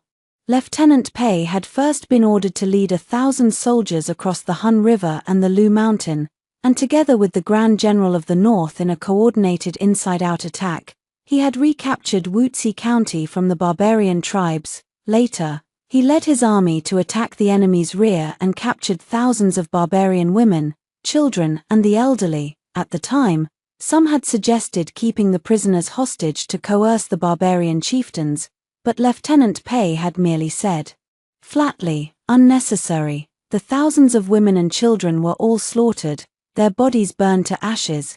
When he gave the order, everyone said Lieutenant Pei was ruthless and cold-blooded. When the news reached Huajing, some civil officials were filled with righteous indignation. Such an act was no different from the barbarians themselves. The current emperor was a wise ruler, known for his benevolence. And Great Chu had always followed the rule of sparing prisoners who surrendered, let alone women and children. Overnight, Lieutenant Pei became famous, with opinions about him sharply divided. It was not until the end of the war, when the Grand General of the North and the old Prince of Pingxi went to Huajing to receive the emperor's rewards, that they noticed Lieutenant Pei, who had won the most meritorious service, had not been granted any title. They could not help but remind the emperor that the fall of Pingcheng and the massacre of the people of Wuxi County had all been because the soldiers at the North Border Pass had pitted a young barbarian boy, giving him the chance to poison the water supply. Mercy on the battlefield is to lay one's back open to the enemy, who could guarantee that among those thousands of women and children, there were no one with ill intentions. No one knew the cunning and cruelty of the barbarian tribes better than those who had returned from the border. The old Prince of Pingxi said that as the Son of Heaven, the emperor must bear the responsibilities of a sovereign, filled with remorse. The emperor immediately issued an edict conferring upon Lieutenant Pei the title of General of the Imperial Guards, bestowing countless rewards upon him. He then summoned Pei to the palace. Wishing to honor him further by granting a noble title to a female member of his family, the only female members of the Pei household were the elderly great-grandmother and a widowed sister-in-law. This widow managed the household with diligence, cared for her mother-in-law with filial piety, raised her younger sister-in-law with love, and abided by her chastity with virtue. She was a model for all. The emperor was delighted with the idea, yet Pei Erlang refused. He actually refused. But it was also said that when the emperor asked General Pei why he had not summoned him to the palace despite rewarding all others who had returned from the border, Pei had any other thoughts. General Pei replied, "I do. I intend to lay down my arms, return to my hometown, and sell tofu pudding." The emperor was momentarily speechless, for he sensed that Pei Erlang's tone was calm, his expression earnest. He truly did not care for the emperor's rewards. A third-rank military officer from the capital was an exceptionally esteemed figure. Since returning home, Pei Erlang had not a moment of rest. He might decline the county magistrate's invitations to drink, but he could not afford to snub the third-rank prefect of the prefecture or the second-rank provincial governor, and from their attitudes, I knew Pei Erlang's future would be boundless. This guess proved correct, for later, when Lieutenant Han and the others came to the shop for tofu pudding, they told me in conversation that Grand General of the North Feng Jiru held Pei Erlang in the highest regard and intended to take him as his son-in-law. The Feng family was a true aristocratic clan in Huajing, with ties to the imperial family. General Feng Jiru was not only the elder brother of imperial concubine Feng in the palace and the maternal uncle of Prince Kang, but also the nephew of the current Empress Dowager. The Feng family had 3 unmarried young ladies, and General Feng intended to betroth his youngest legitimate daughter to Pei Erlang. His meaning was plain for all to see. General Pei was destined to stand among the clouds. I could not help but ask Lieutenant Han, "What kind of person is this young Lady Feng?" "As a lady of a noble clan, she is naturally excellent, though I hear that as the youngest legitimate daughter, she has been spoiled by her family, and her heart is exceedingly proud." After speaking, Lieutenant Han glanced around, then lowered his voice and said to me, "But do not worry, sister-in-law, she cannot be arrogant in front of our general." When the general first visited the Feng family, Lady Feng heard her father intended to betroth her to him and planned to give him a hard time, to play a trick on him, but our general paid her no mind at all. Instead, Lady Feng was dumbstruck the moment she saw him. She has rarely left her chambers since. I hear she has been staying home embroidering to temper her temperament. Lieutenant Han looked immensely proud, and I nodded in agreement. My second uncle was born into a humble family. Though he is worthy of a noble lady of a great clan, I fear others might look down on him. This is for the best. How could they? He is Pei Yi. He dared to lead 1,000 soldiers across the Hun River and Lu Mountain, and with a single decision, he dared to order the slaughter of thousands of barbarian women and children. How could such courage and resolve ever make others look down on him? I was still a woman, after all. Even though I knew Pei Erlang's order to slaughter the women and children was the right one, my heart still ached and twisted with an indescribable bitterness when Lieutenant Han spoke of it again. Second uncle of the Pei family was truly a ruthless man at heart, yet even if he was a little ruthless, he was still second uncle of the Pei family. Before he married, It was still my duty as his widowed sister-in-law to attend to his affairs, for example, when he returned home this time. Besides the armor and fur underrobe he wore, he had brought no other clothes with him. The borderlands were bitterly cold, but the weather in the capital and Daoju was not yet so frigid. A fur underrobe was perfect for morning and evening, but it was far too warm for midday. Moreover, he now had to attend banquets held by the provincial governor, so I took time to go to the cloth shop, selected several bolts of fine fabric, and planned to make him 2 robes. In the past, I had always chosen according to my own taste, but now that he was home, I had to ask his opinion. I waited until very late that night. I was sitting by the candlelight, sewing a black lambskin pad, when I heard a noise from the backyard downstairs, followed by Xiaotao's voice. "Second brother, have you been drinking again?" Pei Erlang replied indifferently. Then footsteps drew near, and the door to the room just across the wall was pushed open. I set down my needle and thread, rose to my feet, and went to ask him, "Second uncle, I went to the cloth shop this afternoon and bought several bolts of cloth. I want to make you some robes. I was thinking of using green silk for a narrow-sleeved round collar robe. The crowblue bolt is a little dark. It would be perfect for a straight collar robe with detachable sleeves. Then I can trim the collar and cuffs with kingfisher green silk. What do you think? If you do not like it, I bought 2 other bolts of different colors."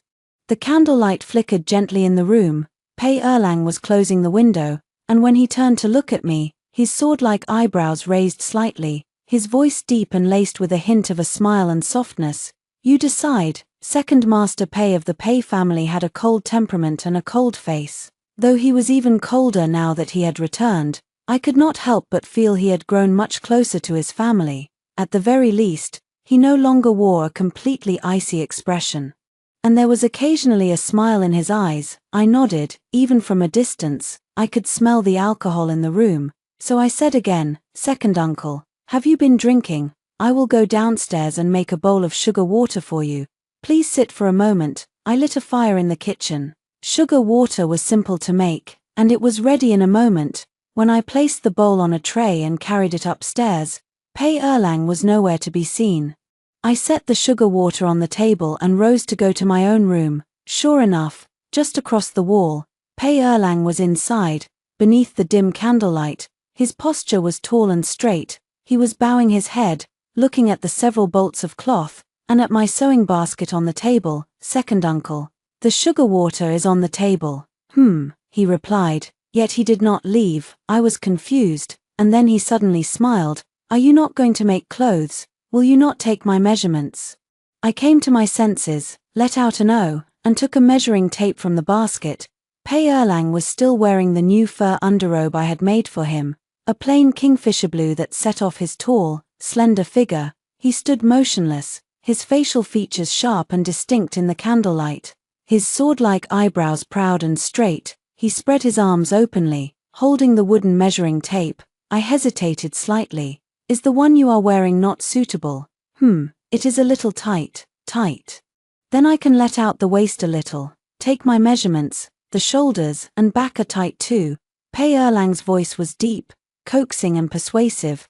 No doubt it was from years of leading soldiers. Even his words carried an air of inevitability, of not being refused, so I stepped forward. Yet I set down the wooden measuring tape in my hand. "Forgive me, second uncle. I will measure the waist with my hands instead. It is more accurate than a wooden tape." Thank you." I stood before him, stretched out my hands. He was so tall that in the light and shadow, I looked exceptionally small and delicate. The top of my head did not even reach his chin. I was only level with his shoulders, and he was a man of martial arts, his build powerful and sturdy. Half of his shoulder was enough to cover my face entirely. We were so close. My hands rested on his waist, measuring inch by inch, though I did my utmost to remain calm and composed. The light and shadow on the wall made it look as if my entire body was nestled in his arms, intertwined with his. Pei Erlang's frame was broad and strong, his waist tight and firm. The smell of alcohol on him mingled with his sharp, cold aura, washing over me, making my heart skip a beat. So I moved my hands lightly and quickly, my fingers pressing faintly on his waist, circling it once before I pulled back. My mind was still replaying the measurements I had taken when I suddenly heard him call my name. Shueyu. I looked up at him, still standing before him, so close that I could see every tiny detail of his face as he leaned down. His hair was as black as ink, the tips of his eyebrows as distant mountains. His eyes beneath his long eyelashes held a deep, suppressed emotion, as if hiding untold secrets. He pressed his lips together slightly. My mind, which had just been remembering the measurements, went blank for a moment, my heart trembling. I could not help but feel I had missed something. Our eyes met, and I looked at him, blank and flustered. His voice was a little hoarse as he said again, "You have not measured the shoulders and back yet." Coming to my senses, I found my hands were shaking slightly, and a faint sweat had broken out on my back. His gaze just now was different from the usual second Uncle Pei. It was sharp beyond compare. Like a wolf in the night, glinting with a faint, eerie light. Truly, this was the General Pei of whom the rumors spoke, ruthless on the battlefield, a butcher of men. A single glance from him was enough to make one's heart race with fear. I was a little afraid of him, calming my flustered heart. I struck up a casual conversation with him as I measured his shoulders and back. Lest the atmosphere grow too strange, second uncle, the day you and Lieutenant Han and the others returned, you spoke of a letter. What did you mean by saying you would not have lived to eat tofu pudding in Daoju if not for that letter? Pei Erlang fell silent, and after a long while, he spoke slowly. When we devised a plan to capture Wuxi County, we sent a detachment to circle around the Hun River. It was bitterly cold then, and it had been snowing for days. We did not expect to encounter a large camp of Chela tribesmen on the way. They outnumbered us greatly. The odds of winning a fight were slim, and it would have delayed our mission, so I led them to hide in Lu Mountain. The Chela tribesmen camped there for 3 days, and we froze in Lu Mountain for 3 days. It was so cold. A dozen men died the first night, hundreds the second. On the third day, I said to them, "My Pei family runs a tofu pudding shop in Yunnan County, Daoju Prefecture. If they survived, I would bring them there to eat tofu pudding and chicken offal soup." They did not believe me, said the lieutenant was lying. "I just happened to have the letter you sent with me, so I took it out and read it to them, and they all believed me then. All is well at home. Great-grandmother has a good appetite. Though Xiaodao is not diligent in her studies, the tofu pudding at the shop is getting better and better. Neighbors say it tastes just like Uncle Pei's back in the day. We also sell chicken offal soup now, 15 coins a bowl, with vermicelli that you can dip flatbread in. It's lovely and warm on a winter day. I hope you can taste it when you come home. I hope you come home safe and sound." Pei Erlang recited the contents of the letter word for word, beneath the dim yellow candlelight. His facial features were soft, yet there was a look of pain in his eyes. His voice was slow, gentle, and he let out a low laugh at the end. A sudden wave of sorrow washed over me. I could not help but clench my hands tightly and say to him, "Second uncle, military campaigns are bound to encounter all manner of unexpected situations. There was nothing you could do." "No, there was something I could do." Pei Erlang looked at me, his eyes deep and dark. "We had horses. We could have slaughtered them and huddled in their bellies, or drunk a few bowls of horse blood. We would not have lost so many men then. But if I had done that, it would have delayed the military order without fail, and slaying war horses is a serious crime. So I chose to abandon them, to choose between the military order and bearing the blame. This is not your fault. In a situation like that, no one can know which choice is the right one. Slaying a single horse is easy, but once you start that, there's no guarantee all of you would have survived either. Second uncle, I believe every choice you made was well thought out. Military orders are absolute, they have always been so, but my comfort seemed to do little good." He stared at me in silence, a faint, mocking smile tugging at his lips. "Yes, ordering the slaughter of thousands of women and children was well thought out too. It was cruel, and it was pitiful, but the fault is not yours." "Then whose fault is it?" "The fault is that they are barbarians and we are Han people, that they were born into the wilderness, and we into the warmth of spring, that they sought to kill and plunder, and we to defend our homes and country, that they wanted to have enough to eat and wear, and we just wanted to plow our fields and plant our crops. Women are born to be a little sentimental and soft-hearted." As I spoke, my voice caught in my throat. It was a deadly deadlock of fighting and killing from the start. You insist on finding someone to blame. If you were wrong, no one else would have done any better. None of us are immortals in the sky who can be perfect in everything they do. Even a wooden dipper cracks with time. Still, it was thousands of lives. As I spoke, my eyes grew hot, and I wiped away a tear, feeling utterly useless. Pei Erlang watched me quietly, his eyes still deep, yet unconsciously softening a great deal, his voice gentle too. All right, why are you crying? Let's not talk about this anymore. I met Magistrate Shu at the provincial governor's mansion today. I stopped wiping my tears and looked at him in confusion, and then I heard about the time you marched to the Yamen with a kitchen knife to sue your father, and got 20 heavy bamboo strokes for it. That Magistrate Shu was none other than the county magistrate of Yunnan County. As the one who had presided over the case back then, he must have been in a panic when he learned the Pei family had a third-rank military officer in the capital, and that his widowed sister-in-law was the very woman he had flogged 20 times. Fearing Pei Erlang would take revenge later, he must have been the one to bring it up on his own initiative, in a hurry to curry favor. One could well imagine how smooth and slick his words were. He would first say he had flogged the Pei family's widow out of consideration for filial piety, yet praise her for her unyielding integrity, her benevolence and righteousness, calling her an extraordinary woman of loyalty and courage, worthy of the utmost respect.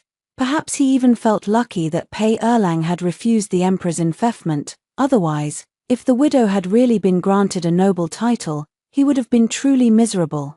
Thinking back on those past events now, they seemed trivial and unimportant. I could not help but laugh. Yes, I was impulsive back then, and did things without thinking it through.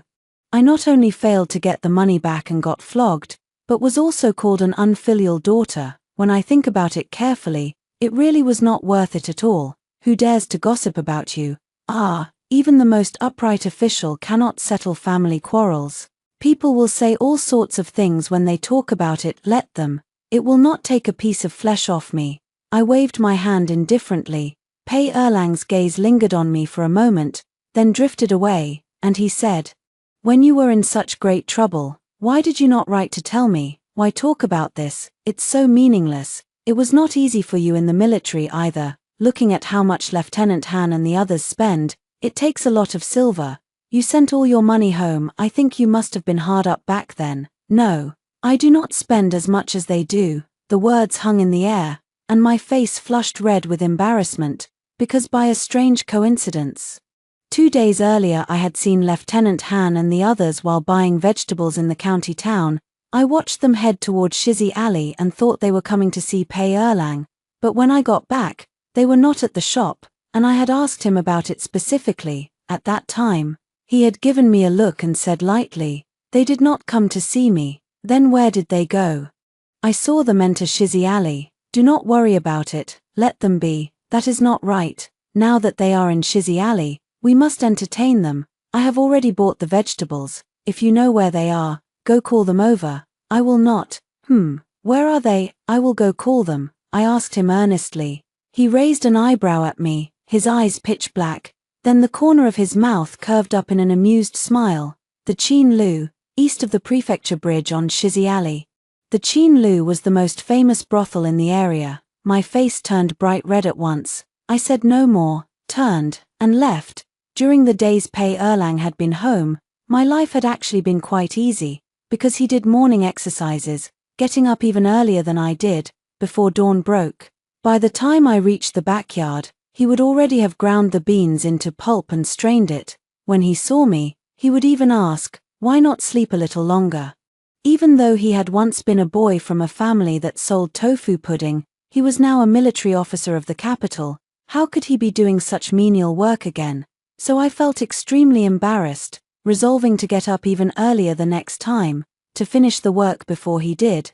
But when I hurried to get up at the third watch of the night, I did not make it to the backyard. Instead, on the stairs, I saw him practicing sword in the courtyard, wearing only a single layer of clothing. His clothes soaked with sweat. When he finished practicing, he wiped the sweat from his brow with a square kerchief, then rolled up his sleeves and began to grind the bean pulp. His back was straight, his shoulders broad, his waist narrow like a bee's. Beneath the thin cloth, his figure was strong and firm, his forearms thick and muscular. This was truly not something a widowed sister-in-law ought to see. I was so flustered that I turned back to my room, on the 10th day of Pei Erlang's return home. His elder sister Pei Mai came to the tofu pudding shop. A young woman stepped down from the carriage, wearing a rosy soft smoke silk jacket, her delicate eyebrows lightly drawn, a touch of powder on her cheeks. She walked over slowly, her figure slender and graceful. The moment she saw Pei Erlang, her eyes reddened and she called out, "Erlang, what a rarity!" The eldest young master of the Zhu family, the village head's family, had come with her too. Master Zhu was tall and thin, with prominent cheekbones on his face. His eyes looked gloomy, yet sharp and shrewd. The couple sat in the shop, one weeping and dabbing at her eyes with a kerchief, the other sitting stiff and upright, putting on airs. From the moment they entered, Master Zhu had not said a word, looking as if he was waiting for Pei Erlang to greet him first, as his brother-in-law. Unfortunately for him, the capital military officer sitting opposite them did not seem to care much for such formalities. Pei Mai was overwhelmed by the emotion of reuniting with her younger brother. In her words, she spoke of their father and mother, of their eldest brother, and finally sighed that Erlang had made a name for himself now, bringing glory to the Pei family, and that she, as his elder sister, was immensely proud. Sunlight slanted into the shop, falling on Pei Erlang's kingfisher blue clothes, the light soft, making his ice-cold face seem gentle too, since he had come home, living a peaceful life with his younger sister and great-grandmother, no longer surrounded by the strife of the battlefield. The hostility and sharpness about him had faded a great deal.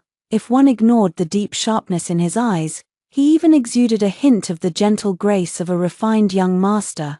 But now he twirled his teacup between his fingers, casting a faint glance at Pei Mai. "You talk only of the dead, why not ask how the living are?" It was a simple sentence, spoken in a calm tone, with no trace of emotion, yet Pei Mai's face turned extremely ugly. She clenched the kerchief in her hand and lowered her head, tears falling as she said, "Erlang," and the arrogant Master Zhu could finally contain himself no longer. He said, "Brother-in-law, you are wrong to say that. We came this time to take our younger sister and the old lady back to the Zhu family to live in comfort. I was carrying a teapot, about to walk over and pour tea, and I froze when I heard this." Master Zhu looked around the shop with a look of disdain, saying all the while that the old lady and his sister-in-law were suffering in such a place. He had proposed taking them to the Zhu family long ago, but Pei Mai had refused, saying the family still had another brother, and at the very least, a widowed sister-in-law. If she, a married daughter, took them away, how would the others manage? Would they not be talked about and judged by everyone? It was a bunch of high-sounding words. And by the end, he even sounded somewhat reasonable, and their real purpose in coming here was to say they were worried about the old lady. Rumor had it that her health had not been good since the beginning of the year. Pei Mai had been raised by her since she was a child, and her heart ached for the old lady. She also wanted to do her filial duty and take her in to spend her remaining years in peace. Finally, the couple said bluntly that since brother-in-law was going to take up his post in the capital soon, he could rest assured and leave the two of them in their care from now on. "No need, I will take all of them with me." Throughout, Pei Erlang's voice was cold, his attitude distant. Pei Mai froze. "You are taking them to Huajing?" Even her." Pei Mai suddenly turned her head, pointing a finger at me. Pei Erlang narrowed his eyes, his expression turning cold in an instant. "Do you have an objection?" Sharpness mixed with coldness, as if he had once again become the man who had just returned from the battlefield, the air around him heavy and gloomy. Pei Mai trembled, her face paling. "No, then leave." He issued the order to leave in a cold voice. Pei Mai bit her lip, her eyes red and swollen with tears. I stood far away and saw Master Zhu kick her under the table. She trembled again, tears streaming down her face, and mustered up the courage to say to Pei Erlang, "Erlang, I heard you attended the provincial governor's banquet, so you must have met Magistrate Xu too. There was a vacancy for an education official at the Yamen not long ago. Could you speak a word for him, and let your brother-in-law take the post?" The education official at the county Yamen was the examiner of the county school, in charge of sacrifices at the Confucian temple and the education of students. One had to be at least a Duran to hold such a position, and Master Zhu, already 30 years old, had not even passed the exam to become a scholar. Sure enough, Pei Erlang was enraged. He curved his lips into a smile, his eyes as deep and cold as a pond. He looked at Master Zhu, rapped the table sharply, and said unceremoniously, "You want to be an education official at the Yamen." Perhaps his voice was too cold and sinister. Master Zhu's face turned white, and he averted his gaze. "It is your sister who wants me to. She is foolish, but have you lost your mind too? Do you not know your own limitations?" It was an utterly humiliating rebuke. Yet Pei Erlang had said it while barely containing his anger. Under his overwhelming aura, the couple had no words to say, daring neither to anger nor to speak, after the two of them left in utter disarray. I went to pour Pei Erlang a cup of tea. His gaze drifted out of the shop, watching the carriage go far away. He let out a faint laugh. Look at her. From the moment she walked in until she left, she never asked after her once, never even said she wanted to see her, and yet she knows full well that when they were children, great-grandmother loved her the most. When they were children, great-grandmother had loved her the most, and their aunt had naturally loved the eldest brother the most. The brewed tea was still warm. I wrapped my hand around the teacup and pushed it toward him. "Second uncle, have some tea." Pei Erlang glanced at me. "Shui, I did not know what kind of person she was back then. I just had no choice. Fortunately, I had you then, otherwise, I fear I would have been unable to escape blame once again." The sudden words of thanks flustered me. After a long while, my face turned red and I smiled awkwardly. "Second uncle, why are you calling me by my name again? He has called me Shui twice in a row. Did I do something wrong? Has my young uncle in the family suddenly stopped respecting me?" My heart fluttered with anxiety, yet he looked at me with an amused smile, then curved his lips again and called softly, "Sister-in-law." The address was back. But those two identical characters lingered on his lips, spoken in a gentle murmur, lingering and profound, especially tender and lingering. I felt uneasy all over again. Pei Erlang had originally planned to stay home for more than a month, yet only half a month later, an imperial edict suddenly arrived from the court. All officials, high and low, of the Chang'an camp in Huajing must return to the capital at once, without delay. Lieutenant Han and the others arrived at Shizi Alley bright and early, ready to return to the capital with him. I was a little confused, and as I helped him pack his things, I asked, "They're suddenly calling you back. Has something happened in the capital?" It said that a case of smuggling military weapons was uncovered at the Chang'an military camp. The amount is enormous, and it involves a great many people. Everyone has to go back for questioning. Oh dear, this is a huge matter, second uncle. You must be extremely careful. No need to be nervous. I haven't yet taken up my post. I can't be dragged into such things, though the capital is prosperous. I've heard the officialdom is treacherous. It's not easy to get by right under the emperor's nose. It's best to stay safe and sound, otherwise, it would be better to be a local official, living a free and unrestrained life. How can that compare? Any official casually sent from the capital can make local officials tremble in fear. In truth, it's all the same. There's no such thing as free and unrestrained. It's better to strive for a higher position, to be a pillar of the country. Only then can one stand firmer. Second uncle is right. I was being short-sighted. I nodded in agreement with his words. He curved his lips and handed me a small box in his hand. What's this? I took it and opened it. Inside was a thick stack of banknotes. I stared at him in surprise. How much is it? 10,000 taels of silver. Where did you get so much money, second uncle? It was the first time I'd seen so much silver, and my hands trembled unashamedly. My voice shaking with it too. Rest assured, it's neither stolen nor robbed, it's the reward from the emperor. I had it exchanged for banknotes. He let out a low laugh. Only then did I feel at ease. I closed the box and handed it back to him. Second uncle, keep this safe. You keep it. How can I possibly do that? Why not? He raised an eyebrow at me, his eyelids lifting slightly. I thought for a moment, then took it seriously, holding it in my hand. Very well, I'll keep it for you first. And hand it over when you marry Miss Feng. Shui you, what nonsense are you talking about? I hadn't finished speaking when he suddenly cut me off, his expression dark, his voice dropping too. What Miss Feng? Where did this Miss Feng come from? Who's been gossiping to you about this? Isn't it Miss Feng from the Grand General of the North's mansion? Doesn't second uncle like her? I said weakly. His reaction startled me, and I instinctively thought he did not like that Miss Feng. Sure enough. He let out a cold snort through his nose. I don't like her. Oh, then forget it. To spend a lifetime together, one must find someone they truly like. If second uncle doesn't like her, no matter how high the Feng family's status is, we won't curry favor with them. There are plenty of noble young ladies in the capital. So there's no hurry. Take your time. There are plenty of noble young ladies in the capital. What does that have to do with me? Don't spout such nonsense again. He suddenly frowned and lost his temper, his tone gloomy. Having been scolded by him twice in a row, I was nervous and uneasy, not knowing where I had said something wrong. I felt wronged and miserable, but thinking he was leaving soon, I decided not to argue. I changed the subject and asked softly, "Can I take 100 taels from these banknotes?" "Of course, spend it however you like." "Ah, I only want 100 taels." I brightened up in an instant.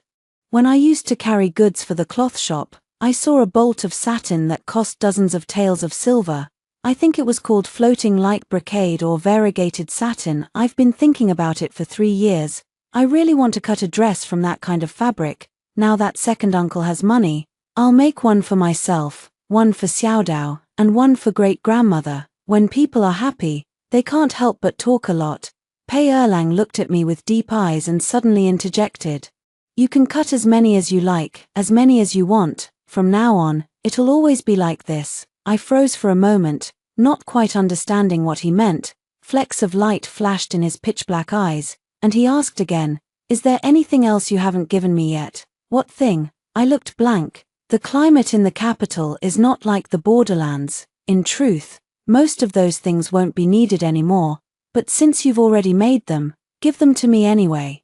One never knows when they might come in handy. "What are you talking about, second uncle?" "The knee pads." My mind went blank for a moment, then I opened my mouth. When I measured his size last time, there really was a set of finished knee pads in my sewing basket, along with a black lambskin pad.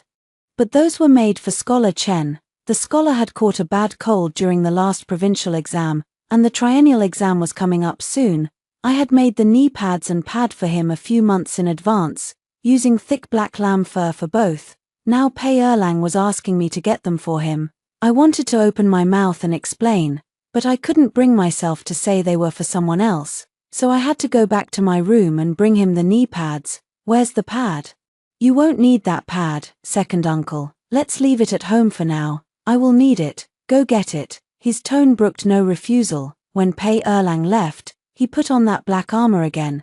He went to bid great-grandmother farewell. Great-grandmother, who had grown increasingly senile over the past year, angrily hit him with her walking stick. "Why are you leaving again? What will Xiao Yu do when you're gone? When will you two have children? How old are you now, you bastard? Can you even do it? You have to try harder." The young general in armor squatted in front of her, calm and composed, yet his ears turned bright red. My scalp went numb, and I didn't dare look at him. I hurried forward to hold great-grandmother back, anxious. It's Erlang, great-grandmother. You've mistaken him for someone else. You want to fool me. Do you think I'm stupid? I saw you bow to him in the wedding ceremony with my own eyes. Is he driving you away again? Does he not want you anymore? Don't be afraid, watch me beat him." In the blink of an eye, the Lunar New Year arrived again. It had been 3 months since second Uncle Pei returned to the capital. Since he left, life had gone on as usual, yet something had changed. A Xiong fell ill and didn't come to the shop for a long time. Widow Wu from Damiao village came to the shop, asking me about Lieutenant Han. Only then did I find out that when Lieutenant Han and the others lived in Damiao village, they had eaten many meals sent by Widow Wu, then that Lieutenant Han, relying on his somewhat good looks, had slept with Widow Wu. He had even promised to marry her, yet when he returned to the capital with second Uncle Pei, he had left secretly, not even saying goodbye. I couldn't help but say to Wu Tsuelian, "How could you believe him? He's no good man." "Ah, how many good men are there in this world, anyway? I don't care, he promised to marry me, even if he hides behind the emperor himself. I'll find him out. What if you find him and he still refuses to marry you? Then I'll castrate him." And then she really packed her things and left for the capital. Pei Xiaodao held up her thumb behind her back. Widows are awesome. Daring to go to the capital to castrate someone, she truly lives up to being someone who's eaten 2 chicken buttocks from our shop. A role model for us all. Amazing. I looked at her with a cold expression. "Didn't you go to the private school today?" Scholar Chen has gone to prepare for the exam, and the new teacher hasn't arrived yet. Then go to the backyard and wash the bowls. Woo woo woo. Fine. Asyong had been ill for quite some time, and I was really swamped with work. I hired a waiter for the shop. The waiter was very capable, so I had a lot more free time. I took the chance to visit Asyong at noon, and on the way back, I stopped by the Jingyun cloth shop to buy 2 bolts of cloth. It was the floating light brocade I had been longing for, shimmering with light, dazzling to the eye. I took it home joyfully and spent the whole afternoon cutting fabric for dresses in my room. Another half a month passed, and Uncle Zhao came to the shop to find me. The burly Yamen runner's eyes were red when he saw me, and he knelt down, begging me to save his daughter Asyong. I frowned at once and asked him to sit down and talk slowly. Uncle Zhao said Asyong had been getting worse lately. A doctor was called to see her today, and the doctor actually said she had a heart mass. It was a fatal illness. My heart tightened. When I visited Asyong a few days ago, I had indeed seen that she had wasted away terribly. Her face was ashen, and her lips were bloodless. Uncle Zhao hadn't been there at the time, and she told me she had already seen a doctor, who diagnosed her with qi and blood deficiency, saying she just needed to rest and nourish herself to get better.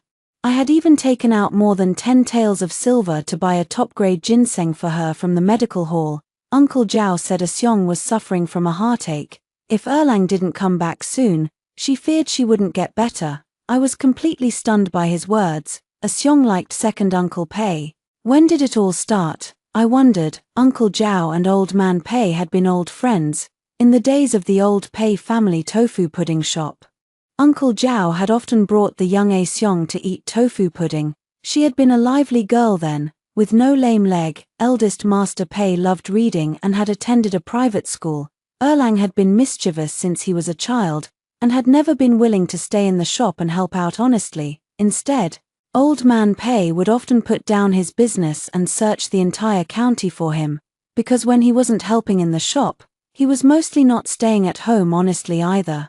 He often mixed with local hooligans and rascals from the 10 miles around at the west outer gate on the outskirts of the county town. Old Man Pei was afraid he would get into trouble. Every time he caught him and dragged him back to the shop, he would always scold him furiously for being reckless. And Asyong would eat the tofu pudding in her bowl while watching him being scolded. The young boy had unruly eyebrows and eyes, sometimes with bruises on his face, a look of defiance on his face. Rolling his eyes at his father with his back turned, Asyong couldn't help but laugh out loud. Then Erlang raised his eyebrows and looked at her, his pitch-black eyes flashing with the insolence of youth, and he said fiercely, "Shut up and stop laughing." Asyong was a little scared and snuggled closer to Uncle Zhao. She then saw Old Man Pei pick up a long spoon and tap him on the head. "You rascal, don't bully Asyong." Old Man Pei had run his business for half his life, and in truth, he had always wanted to pass on his craft to Erlang. Unfortunately, Erlang was truly unmanageable, so he thought he would find a formidable father-in-law for him in the future. That father-in-law was Uncle Zhao. The Uncle Zhao I met later was an ordinary Yamen runner, but once, he had been a formidable constable, patrolling the streets and handling cases, never showing mercy to those hooligans and rascals, and there were plenty of vicious people in the world. Until one day he came home and did not see his 11-year-old daughter Asyong. Only then did he panic. A few villains, bearing a grudge against Zhao Ji, had kidnapped his daughter. In a dilapidated temple on the wild outskirts by the west outer gate, the little girl's left leg was broken, and she was brutally assaulted. Fortunately, she saw Pei Erlang passing by on his way home. Erlang certainly knew those men, who glared at him menacingly and warned, "Pei Yi, mind your own business, get lost at once." The young man's face was cold, he cast a single glance and walked away. Seong's face was streaked with tears, trembling in despair, unable to utter a cry. Then she watched as those men tugged at her clothes with malicious grins, and then watched as Pei Erlang turned back, a brick in his hand. His eyebrows and eyes fierce as he smashed it hard against one man's head. His movements were ruthless and swift, striking heavy blow after heavy blow, the dull thuds echoing, blood splattering all over his face. By the time the others reacted, the man was dead, his head a mangled mess of flesh and blood, white brain matter oozing out. A life had been lost, and silence quickly fell over the dilapidated temple in the wilds. As night fell, Pei Erlang carried Seong on his back to her doorstep, set her down and left without a word. He then returned home and asked his father what to do about killing a man. Later, Erlang joined the military camp, and Uncle Zhao told everyone that Seong had broken her leg from a fall at her doorstep. But Seong remembered that young man's unyielding yet strong shoulders and back. She remembered how in the tofu pudding shop, he had raised his thick eyebrows and snapped at her fiercely. "Shut up and stop laughing." He had an unruly face, insolent eyebrows and eyes, yet he was truly handsome. "Oh right," Uncle Pei had once joked with her father, saying he would let her be Erlang's wife in the future. But after Erlang left, he never came back. He did not even return for Uncle Pei's funeral. Rumor had it that he had been dispatched to the border then. The youngest soldier in the camp, unpopular and with no right to ask for leave to visit his family. A few more years passed, and when the eldest brother married, he finally came home.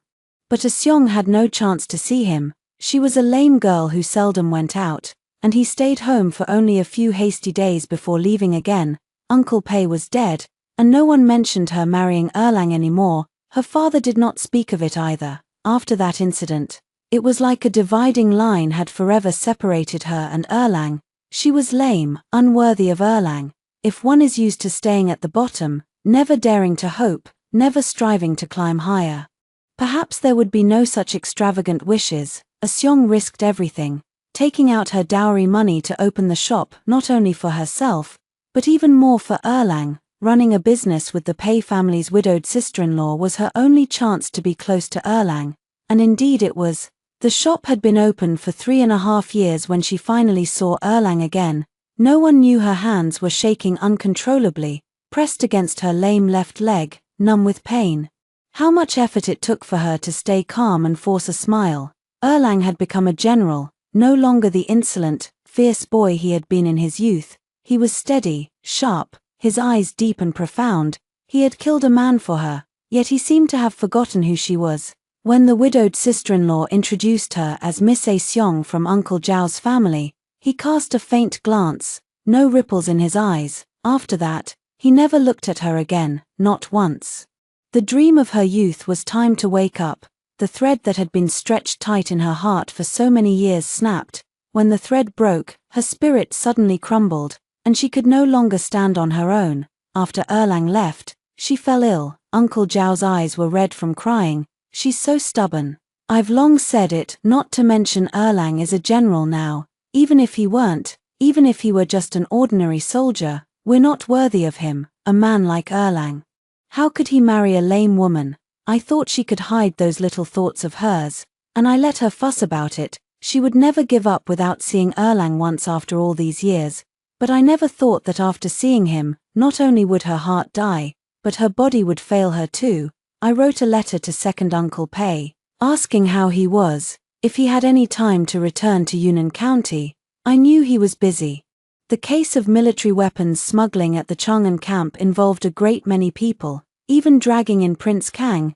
A major purge was underway in the capital's officialdom, and Pei Erlang, as a newly appointed military officer with a clean record, undoubtedly caught the right moment and was directly promoted to the second rank. There was no way he could come back anytime soon. Another half a month passed like this, and Seong's condition grew worse and worse. I finally panicked. Taking the new clothes I had just cut, carrying a pot of chicken soup I had stewed for a long time, and bringing Xiaodao with me, I went to Uncle Zhao's house. Xiaodao did not know exactly what had happened, and as soon as she entered the room she shouted, "Sister Seong, it's just a man." You have to learn from Widow Wu from our village if you can't have him. Castrate him. Me, Asyong's complexion was truly terrible, yet she could not help but smile, a gaunt and haggard smile. I took out the new floating light brocade dress and handed it to her. Isn't it beautiful? I specially chose the jade glow color. It's like wearing a cloud over your shoulders. Hurry and try it on, then drink a bowl of chicken soup, and we'll go for a walk by the prefecture bridge. There's a lantern festival tonight. I can't go. I have no strength all over my body. I really can't get up. Asyong, Yuniang, this dress is really beautiful. It's a pity I can't go out. Can you put it on and show me? Asyong's voice was soft, her eyes empty and lost. I could not help but chide her gently. If you can't go out now, keep it for later. There will be plenty of chances. Drink the chicken soup first. I can't drink it. My heart is fluttering so badly. Really, I want to drink it. And I know my father is sad, but I really don't think I can hold on anymore. Yuniang, I don't want to die, but I can't keep going. Tears flowed unceasingly from the moment I stepped out of Asyong's house. At her request, I put on the jade glow-colored floating light brocade dress. She said my hair looked better loose, so I, a widow for many years, coiled my hair up with a hairpin again, letting most of my long hair fall loose, trailing down to my waist. Asyong said, Yuniang, you're so beautiful. Your eyes are beautiful. Your mouth is beautiful too, like you're wearing a cloud on your body. Will you go and see the lantern festival at the prefecture bridge for me tonight? It seemed she would not make it through the night. I walked and cried, pushing through the crowd on the street, tears pouring down my face. Xiaodao, who had been chattering at first, grew tense too. Sister-in-law, why are you crying? Is Sister Asyong going to die? Were those her last words just now? Then the two of us walked and cried together. Cried and walked. People on the street stared back at us, whispering and talking non-stop. Xiaodao and I turned from the main street of the county town into Shizi Alley. From Shizi Alley we headed toward South Prefecture Bridge. Dusk fell, and the lanterns on the street began to light up, through my tear-blurred eyes. As I reached the tofu pudding shop, I had an illusion. I saw second Uncle Pei standing at the shop door, wearing a black cloud-patterned martial robe trimmed with silver.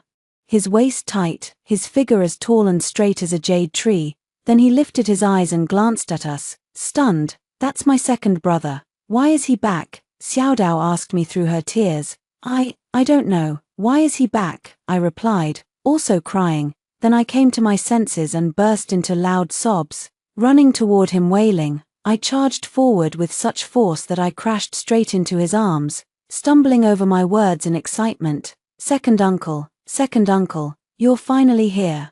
Why did you come so late? Woo. Pei Erlang steadied me, first holding my shoulders with his hands, frowning as he looked me over, then wiping my tear-streaked eyes with his thumb, his voice tinged with pity. What's wrong? Don't cry first. Your eyes are all swollen from crying. Once I sobbed out the whole story to him, and pulled him to turn around and go to Uncle Zhao's house. Xiaotao's even louder sobs came from behind us. Woo. So the man Sister Asyong can't have is my brother. By the time I stepped out of Uncle Zhao's house, my emotions had calmed down completely. I did not know what Pei Erlang had said to Asyong in the room, but his face was not good when he came out. On the way back to the shop, I asked him, Second uncle, what's wrong? Is Asyong okay? He pressed his lips together, as if suppressing his emotions, and said, She's fine. That's a relief. Her illness is a heartache, stagnation, and blockage. The doctor said she needs a heart remedy to cure it. You wrote to ask when I'd come back just for this. Pei Erlang suddenly cut me off. Yes, I was so worried I could barely breathe. Is that so? He suddenly stopped walking, his eyes pitch black as he stared at me, letting out a cold laugh. Not me. I was stupid enough to die. I froze, not understanding what he meant, finding it utterly bizarre. How could a great general like him say such a strange thing? How could you be stupid? You're a second-rank official of the court. If you were stupid, the emperor wouldn't want you. Hiss. Pei Erlang let out a soft hiss, seemingly holding back some emotion, his eyes meeting my confused and anxious ones. Second uncle, did I say something wrong again? I felt utterly at a loss. He suddenly smiled. No, is this the new dress you cut? It cost 100 taels of silver just to buy 3 bolts of cloth. It's so expensive. After all, it was his silver I had spent, and I felt quite embarrassed. He did not mind at all. His voice deep and smiling. It's not expensive, it's worth every penny. It's very beautiful. Right, I think it's beautiful too, but my heart still aches from the cost. I haggled with the shopkeeper at the last minute and got an extra bolt of top-grade plain silk from him, and he wasn't happy about it. I was quite happy, wanting to tell him all about how I'd gotten the better of the shopkeeper, but when I looked up, I saw his pitch-black eyes, flecks of light glimmering in their depths. And my heart suddenly fluttered with nervousness. What had he just said? It's very beautiful, second uncle. It's getting late. Let's hurry back to the shop to check on great-grandmother. No hurry, I just saw her. She's in great spirits, and her grip is very strong too.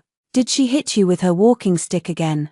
Oh no, I think I'm even more flustered than before. We walked all the way back to the shop, the blue stone road stretching from Shizzy Alley to the prefecture bridge. Lanterns hanging high on both sides, bright as day. It was even more lively near the prefecture bridge, a profusion of colorful lanterns, the sound of flutes and drums filling the air, and courtesans from the Cheen Lu playing the pipa on painted boats on the river. Pei Erlang had come back at just the right time. There was a lantern festival today. We reached the shop door, but did not go in. He said he had not wandered a lantern festival in many years, and asked me to take him for a walk west of the bridge. I said I needed to go back to look after great-grandmother, but he said Xiaodao was there, so there was no need to worry. Then he just looked at me quietly, his straight nose and sword-like eyebrows like the peaks of a steep mountain. This man was always impossible to refuse, so I forced an awkward laugh and walked ahead to lead the way for him. I even bought a rabbit lantern by the street. The crowd was thronging. I walked in front, he behind. The rabbit lantern in my hand blazed with a soft glow.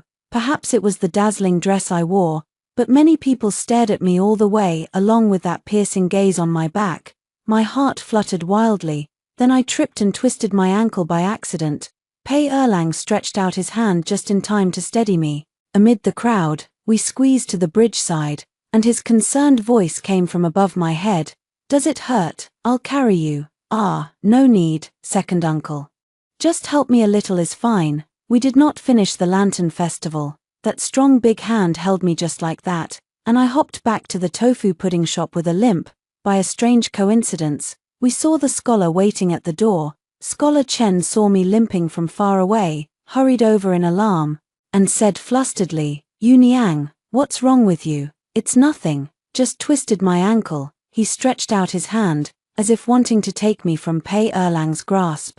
This gesture was a little presumptuous. Sure enough, Pei Erlang's face darkened, and he stared at the scholar with cold eyes. My heart tightened, and I said at once, "Scholar, this is my second uncle, who just came back from the capital today."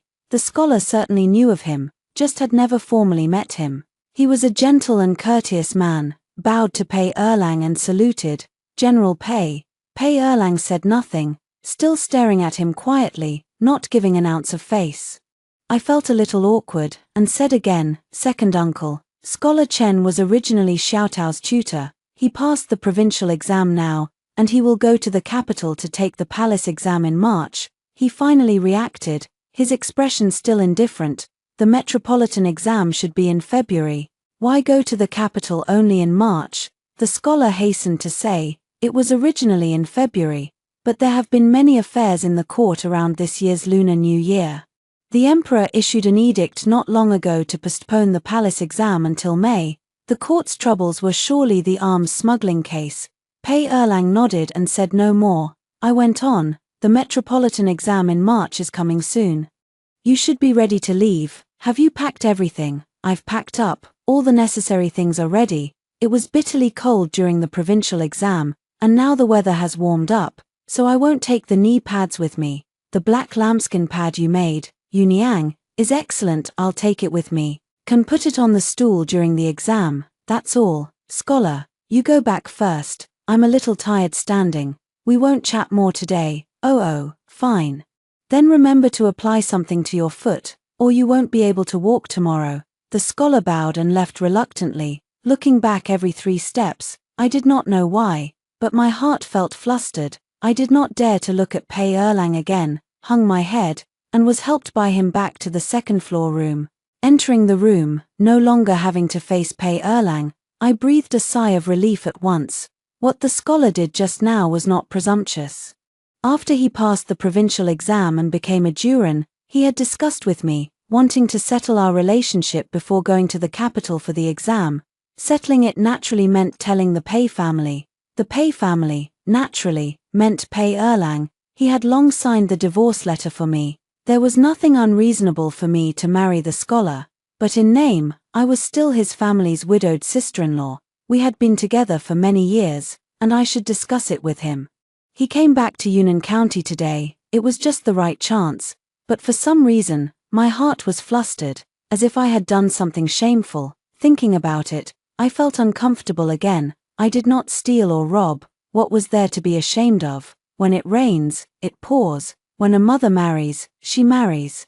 A widowed sister-in-law from a general's family not wanting to keep her chastity is not embarrassing at all. Moreover, I felt Pei Erlang was acting strange since he came back this time, making people feel uneasy. I made up my mind. I would tell him about this matter when I saw him tomorrow. Just as I was thinking, the door was suddenly knocked on. I hastened to say, "Who is it?" "It's me, second uncle. What's the matter?" "I brought medicinal wine. You put it on your foot." "Oh, fine." I limped to open the door, saw Pei Erlang standing outside, took the medicine bottle from his hand, and thought I might as well tell him about the scholar now while I had the chance. So I opened my mouth. "Second uncle, there's something I want to say." I had only said a few words when I suddenly noticed something was wrong. Pei Erlang was fully dressed, holding his sword in his hand, as if he was going out. "Second uncle, are you going out?" Where to?" "Jiangsu County." "Why leave as soon as you come back?" "I came out this time for official business in the first place. Just happened to pass by Daoju to see you all." "It's so late, second uncle." "Take care on the way. Be safe." "What were you going to say just now?" "It's nothing important. I'll tell you when you come back." Pei Erlang crossed his arms and held his sword, tall and straight, his aura imposing, his eyes resting on me. He chuckled. "I actually have an important matter to ask you. The knee pads and the pad you gave me earlier, were they made for someone else?" "Yes." "Why make those for him?"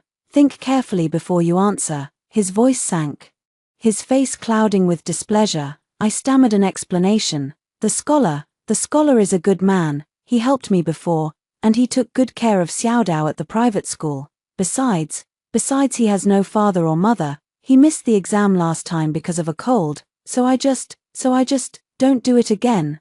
You are not allowed to make anything for him in the future." He frowned, his face still cold, but his voice had softened a little. Slow as I was, I finally realized that Erlang's treatment of me was a little strange. A sense of panic rose in my heart. I hastened to say, "No, second uncle, I have something to say to you. No hurry, wait for me to come back. I also have something to say to you." He left again, and another month passed. The scholar left a few days later too, going to the capital to take the exam. Before leaving, he asked me, "Yuniang, have you told your second uncle about us too?" "Not yet. I'll tell him when he comes back this time." I was a little flustered, but the scholar did not notice, and said to himself, "I feel General Pei doesn't like me. But don't worry, when I pass the imperial exam this time, maybe he will look at me with new eyes. Then you, take the exam well." I will." Asyong's health had improved a lot recently. She could already go out and walk around, and came to help in the shop. But the new waiter in the shop, when he saw her move, rushed to do the work for her, not letting her do anything. I was a little curious what Pei Erlang had said to her. Could not help but ask. She said he did not say much, just looked at her indifferently and said, "I saved you back then because I hoped you would live for yourself, not pin your hopes on others." Asyong also smiled bitterly. "Yuniang, your second uncle really speaks too harshly. He also said if he had known I would end up like this today, he should not have saved me back then.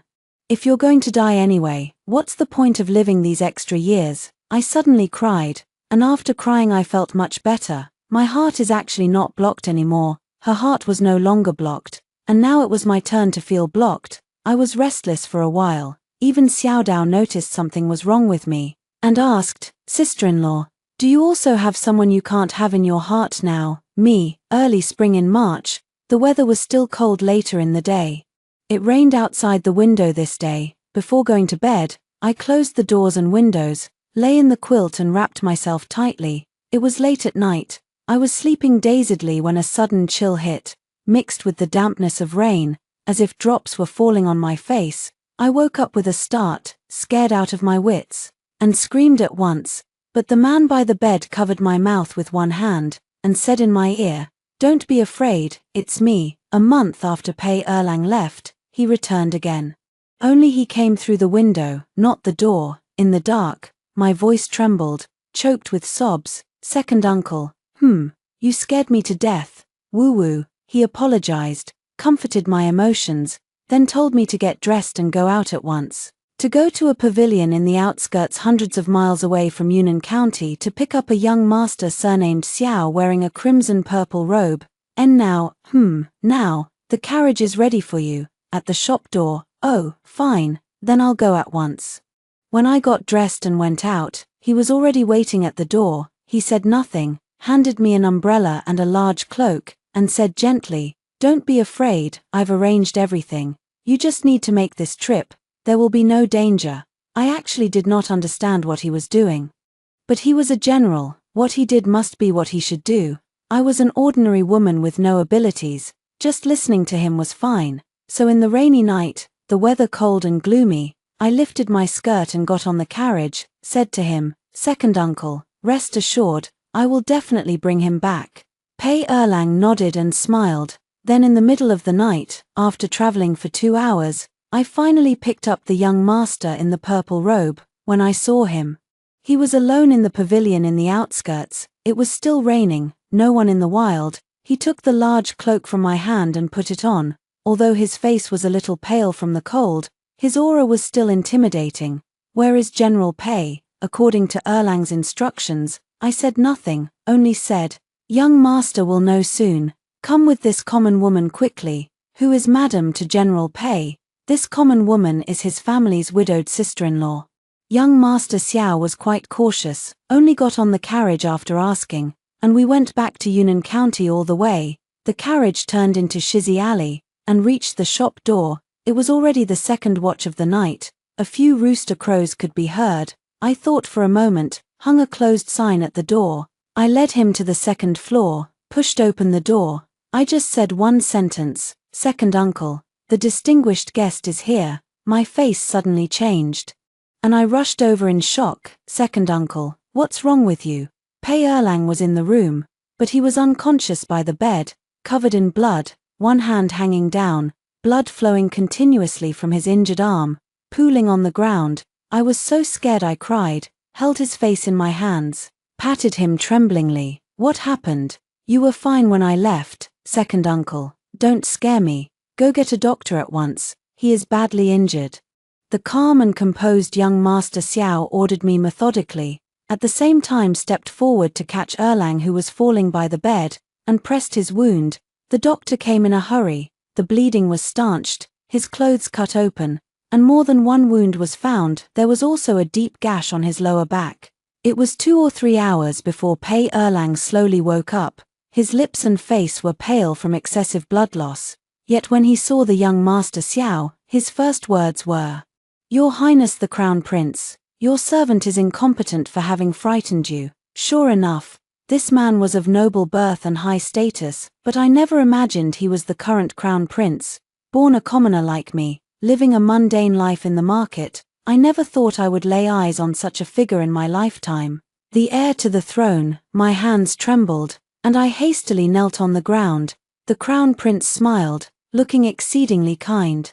"Madame Shuai has shown kindness to this lonely one. No need for such formalities. Rise. Your Highness honors this common woman far too much. This common woman dare not accept it." I rose anxiously, and seeing they seemed to have more to say, I stepped back to brew tea. When the tea was ready, I stood upright outside the door, and caught the gist of their conversation through the crack.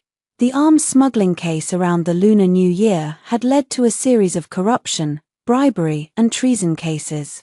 The crown prince had been ordered to travel south to investigate, and the emperor had assigned General Pei to accompany him, but as soon as they uncovered some clues, a large group of assassins had come to kill the crown prince of the current dynasty. They had fled all the way. Upon reaching Daoju Prefecture, they were ambushed again. Pei Yi had risked his own life to act as a decoy to draw the assassins away, and made an agreement with the crown prince to rendezvous at a pavilion hundreds of miles from Yunnan County town. The crown prince had waited there for him for 2 full days, having narrowly escaped death. Even the esteemed crown prince could not help but sigh with relief. Grateful for Pei Yi's protection, the crown prince said, "Does General Pei know where these assassins come from?" Pei Erlang fell silent for a moment, the garrison commander of Jiangju. The provincial governor of Yuju, both take orders from His Highness the Prince of Kang. This lonely one knows. Feng Jiru has shown you great kindness and promotion. The Prince of Kang's power is deeply rooted, and court factions are torn by strife. As a newly appointed high official of the court, you surely have no wish to be dragged into it. Your Highness, your servant stands only with the emperor. What is an emperor? Legitimacy is the emperor. Ha ha ha, well said, Pei Yi. Rest assured, your Highness, your servant has slain all those assassins, and sent word to the governor of Daoju Prefecture. Han Ying is also leading men here to protect you. Your Highness shall return to the capital safely in a few days. A few days later, the crown prince was escorted back to the capital. Pei Erlang, injured as he was, stayed in Yunnan County town to recuperate. Naturally, I was the one who changed his dressings every day. The candlelight in the room flickered softly. Wounded in the shoulders, back and lower back, he wore nothing but a pair of trousers. A man who had practiced martial arts and fought in wars for years, he had a sturdy, muscular physique with smooth, defined lines, broad, straight shoulders tapering to a firm, narrow waist that disappeared into his trousers. Yet the numerous old and new scars covering his body were particularly striking. He sat upright, and I changed his dressings with the utmost care, each time. I was shocked by the gruesome scars, and my movements grew lighter, slower. My fingers inevitably brushed against his shoulders, back and waist. Occasionally, his body would tremble slightly, and I would think I had hurt him, saying anxiously, "Does it hurt?" He would then sit even straighter. "No," I sighed. And a strange thought crossed my mind as I asked, when I went to pick up His Highness, "You were perfectly fine, second uncle. Why were you so badly injured by the time we returned?" Could it be that assassins came to the shop after I left? He let out a faint laugh at my words. "No, then how did you get these wounds?" He said nothing, only turned his head to look at me quietly, but from that gaze, I felt a faint chill. "You did this on purpose," something like that. "Why, do you not value your life? How could you harm yourself so severely?" I was both anxious and angry, unable to resist hitting him lightly, no matter how great the matter. "You cannot hurt yourself like this. If something were to happen to you, you would lose your life." Is my sister-in-law feeling distressed? I was breathless with anxiety, yet he was as calm as a still lake, his eyes fixed on me. Asking this sudden question, my breath caught, and I felt my heart skip a beat. "Oh, of course. I am your sister-in-law, so naturally I fear something will happen to you." "Then, why is your face red?" My already burning cheeks flared even hotter, as if some forbidden truth was on the verge of spilling out. He stared at me motionlessly, his pitch-black eyes seeming to look straight into my heart, turbulent waves churning in their depths. I was in a complete panic, hastily raising a hand to cover my left cheek, scolding him playfully. "Erlang, stop talking nonsense." I never expected him to reach out too, grasping the hand I had pressed to my face in his own. His large, calloused palm was burning hot, like a flame that ignited from my hand and spread through my entire body, every inch of my flesh and bone. His eyes glinted with hidden emotion, his voice thick and hoarse as he said in a low tone, "Yu Niang." Tears of panic sprang to my eyes, my voice trembling. Second uncle, I have something to discuss with you. The scholar you met last time has taken great care of me over the years. As you know, your elder brother left shortly after we married. I have managed everything alone for so many years, and now I am 21. I think the scholar is a good man, and I wish to marry him. Rest assured, second uncle. The scholar said that once we are married, we will still be a family. I can continue to run the shop, and still take care of your younger sister. When you settle down in the capital in the future, you can take great-grandmother and your younger sister with you. If they do not wish to go, they can continue to live with me. Anything is fine. The more I spoke, the more flustered and muddled I became. Pei Erlang's hand seemed to tremble slightly, then he pulled it back, his eyes a little red, his expression growing even colder. Has my sister-in-law thought this through clearly? I have. Very well, wait for me. Pei Erlang's words "wait for me" filled me with fear for days. Though I did not understand exactly what he meant by it, I knew he had been extremely furious that day, his jaw clenched with anger. After that, neither of us spoke again. I changed his dressings as usual every day. His wounds healed little by little with each passing day, but his face grew colder and colder. I hung my head to change his dressing, wrapping the bandage around his waist, and always felt his eyes on me. When I looked up, I inevitably met his sharp, deep gaze. SS second uncle, your wounds are almost healed. I stammered. Almost healed. He stared at me, his words heavy with meaning, every time. I fled his room in a fluster. Xiaodao would look at me in confusion. Sister-in-law, is my brother dying? Your face is so pale. Pei Xiaodao. I lowered my voice, fearing the man in the room would hear, and scolded her playfully. If you do not speak, no one will take you for a mute. If I do not speak, I will be a mute. You have nothing to do, do you? Go light the stove in the kitchen. I will simmer the marinated soup later. Woo woo woo. Fine. In the evening, the shop was empty. I prepared the marinade ingredients and bustled about in the backyard.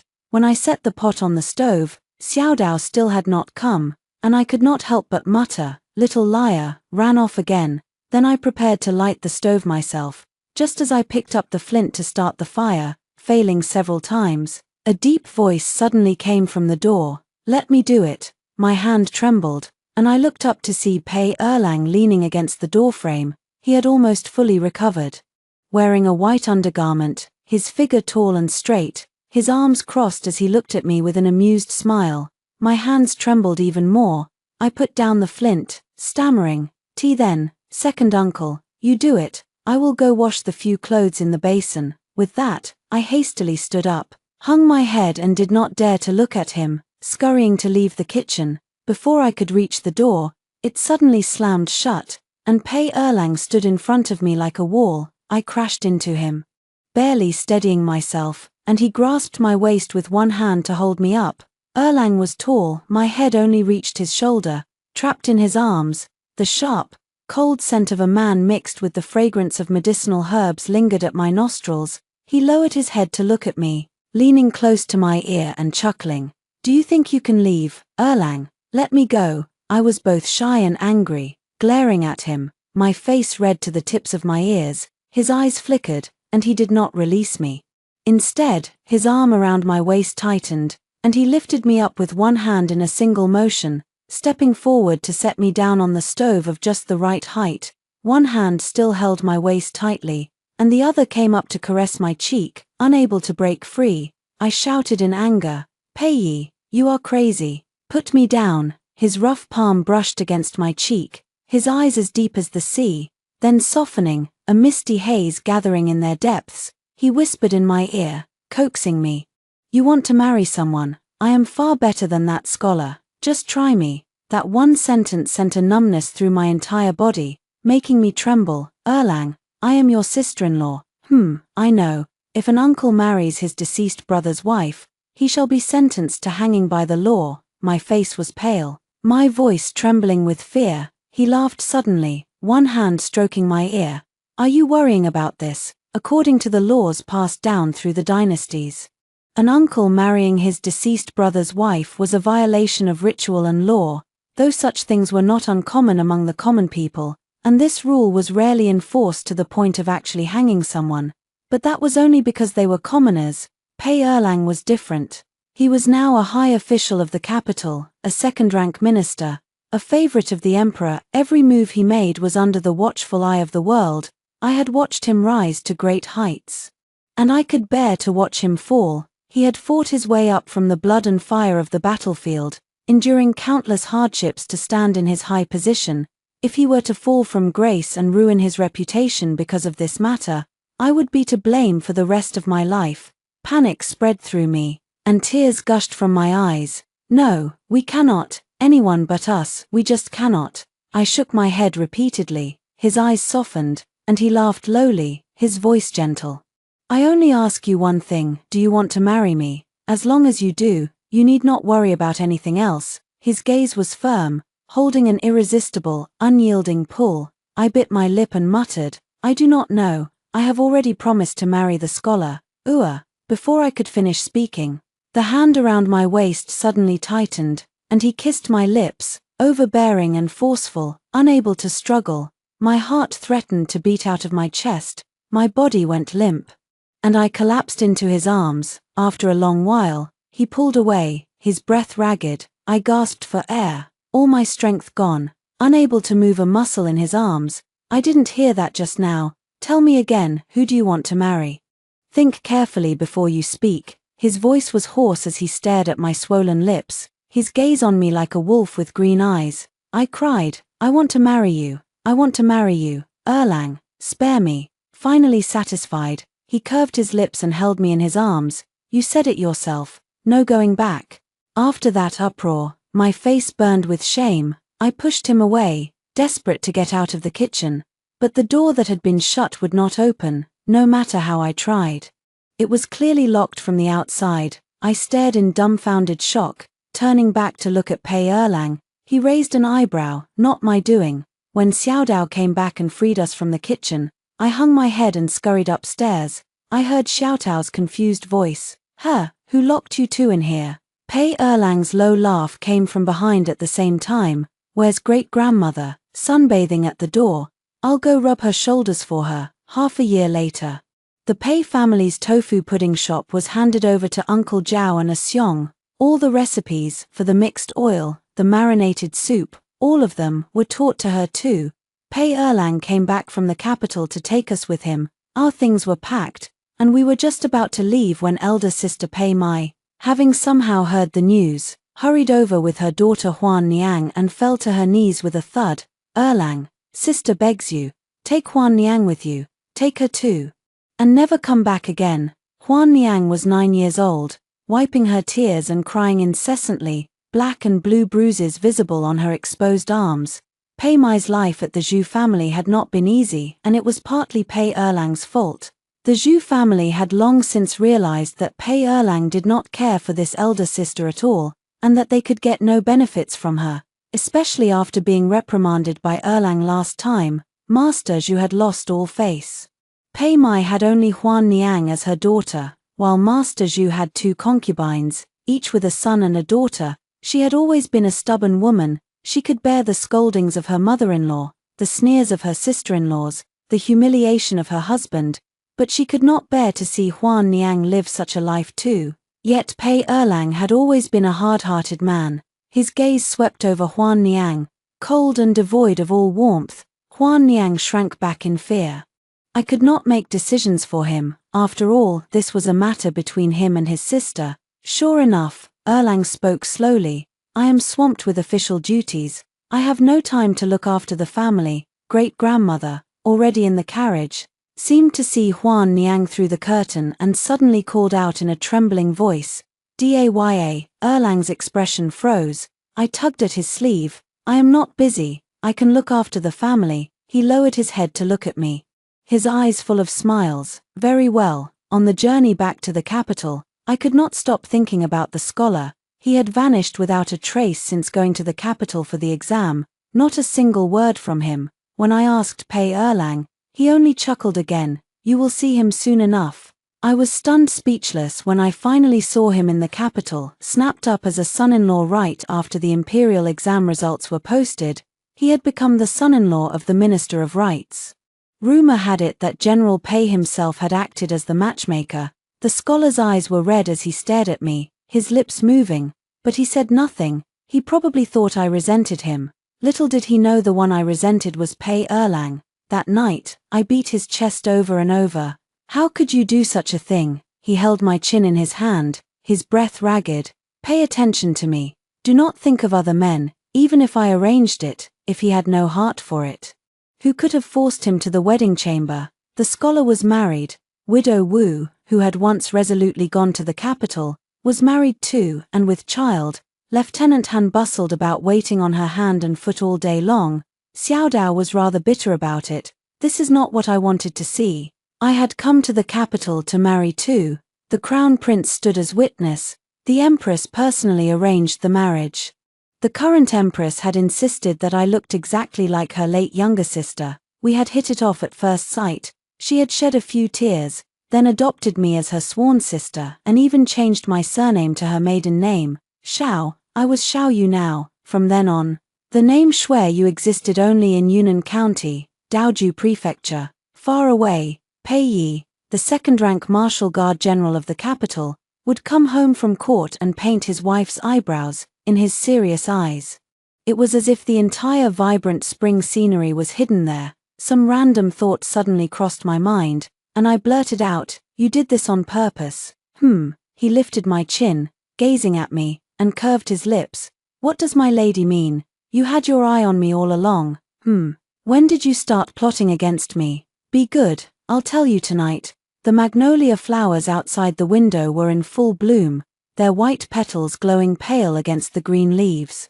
Their delicate fragrance drifting in the air. I pounded his chest hard with my fist. He caught my hand instead, laughing lowly. "Your strength grows stronger and stronger. Perfect."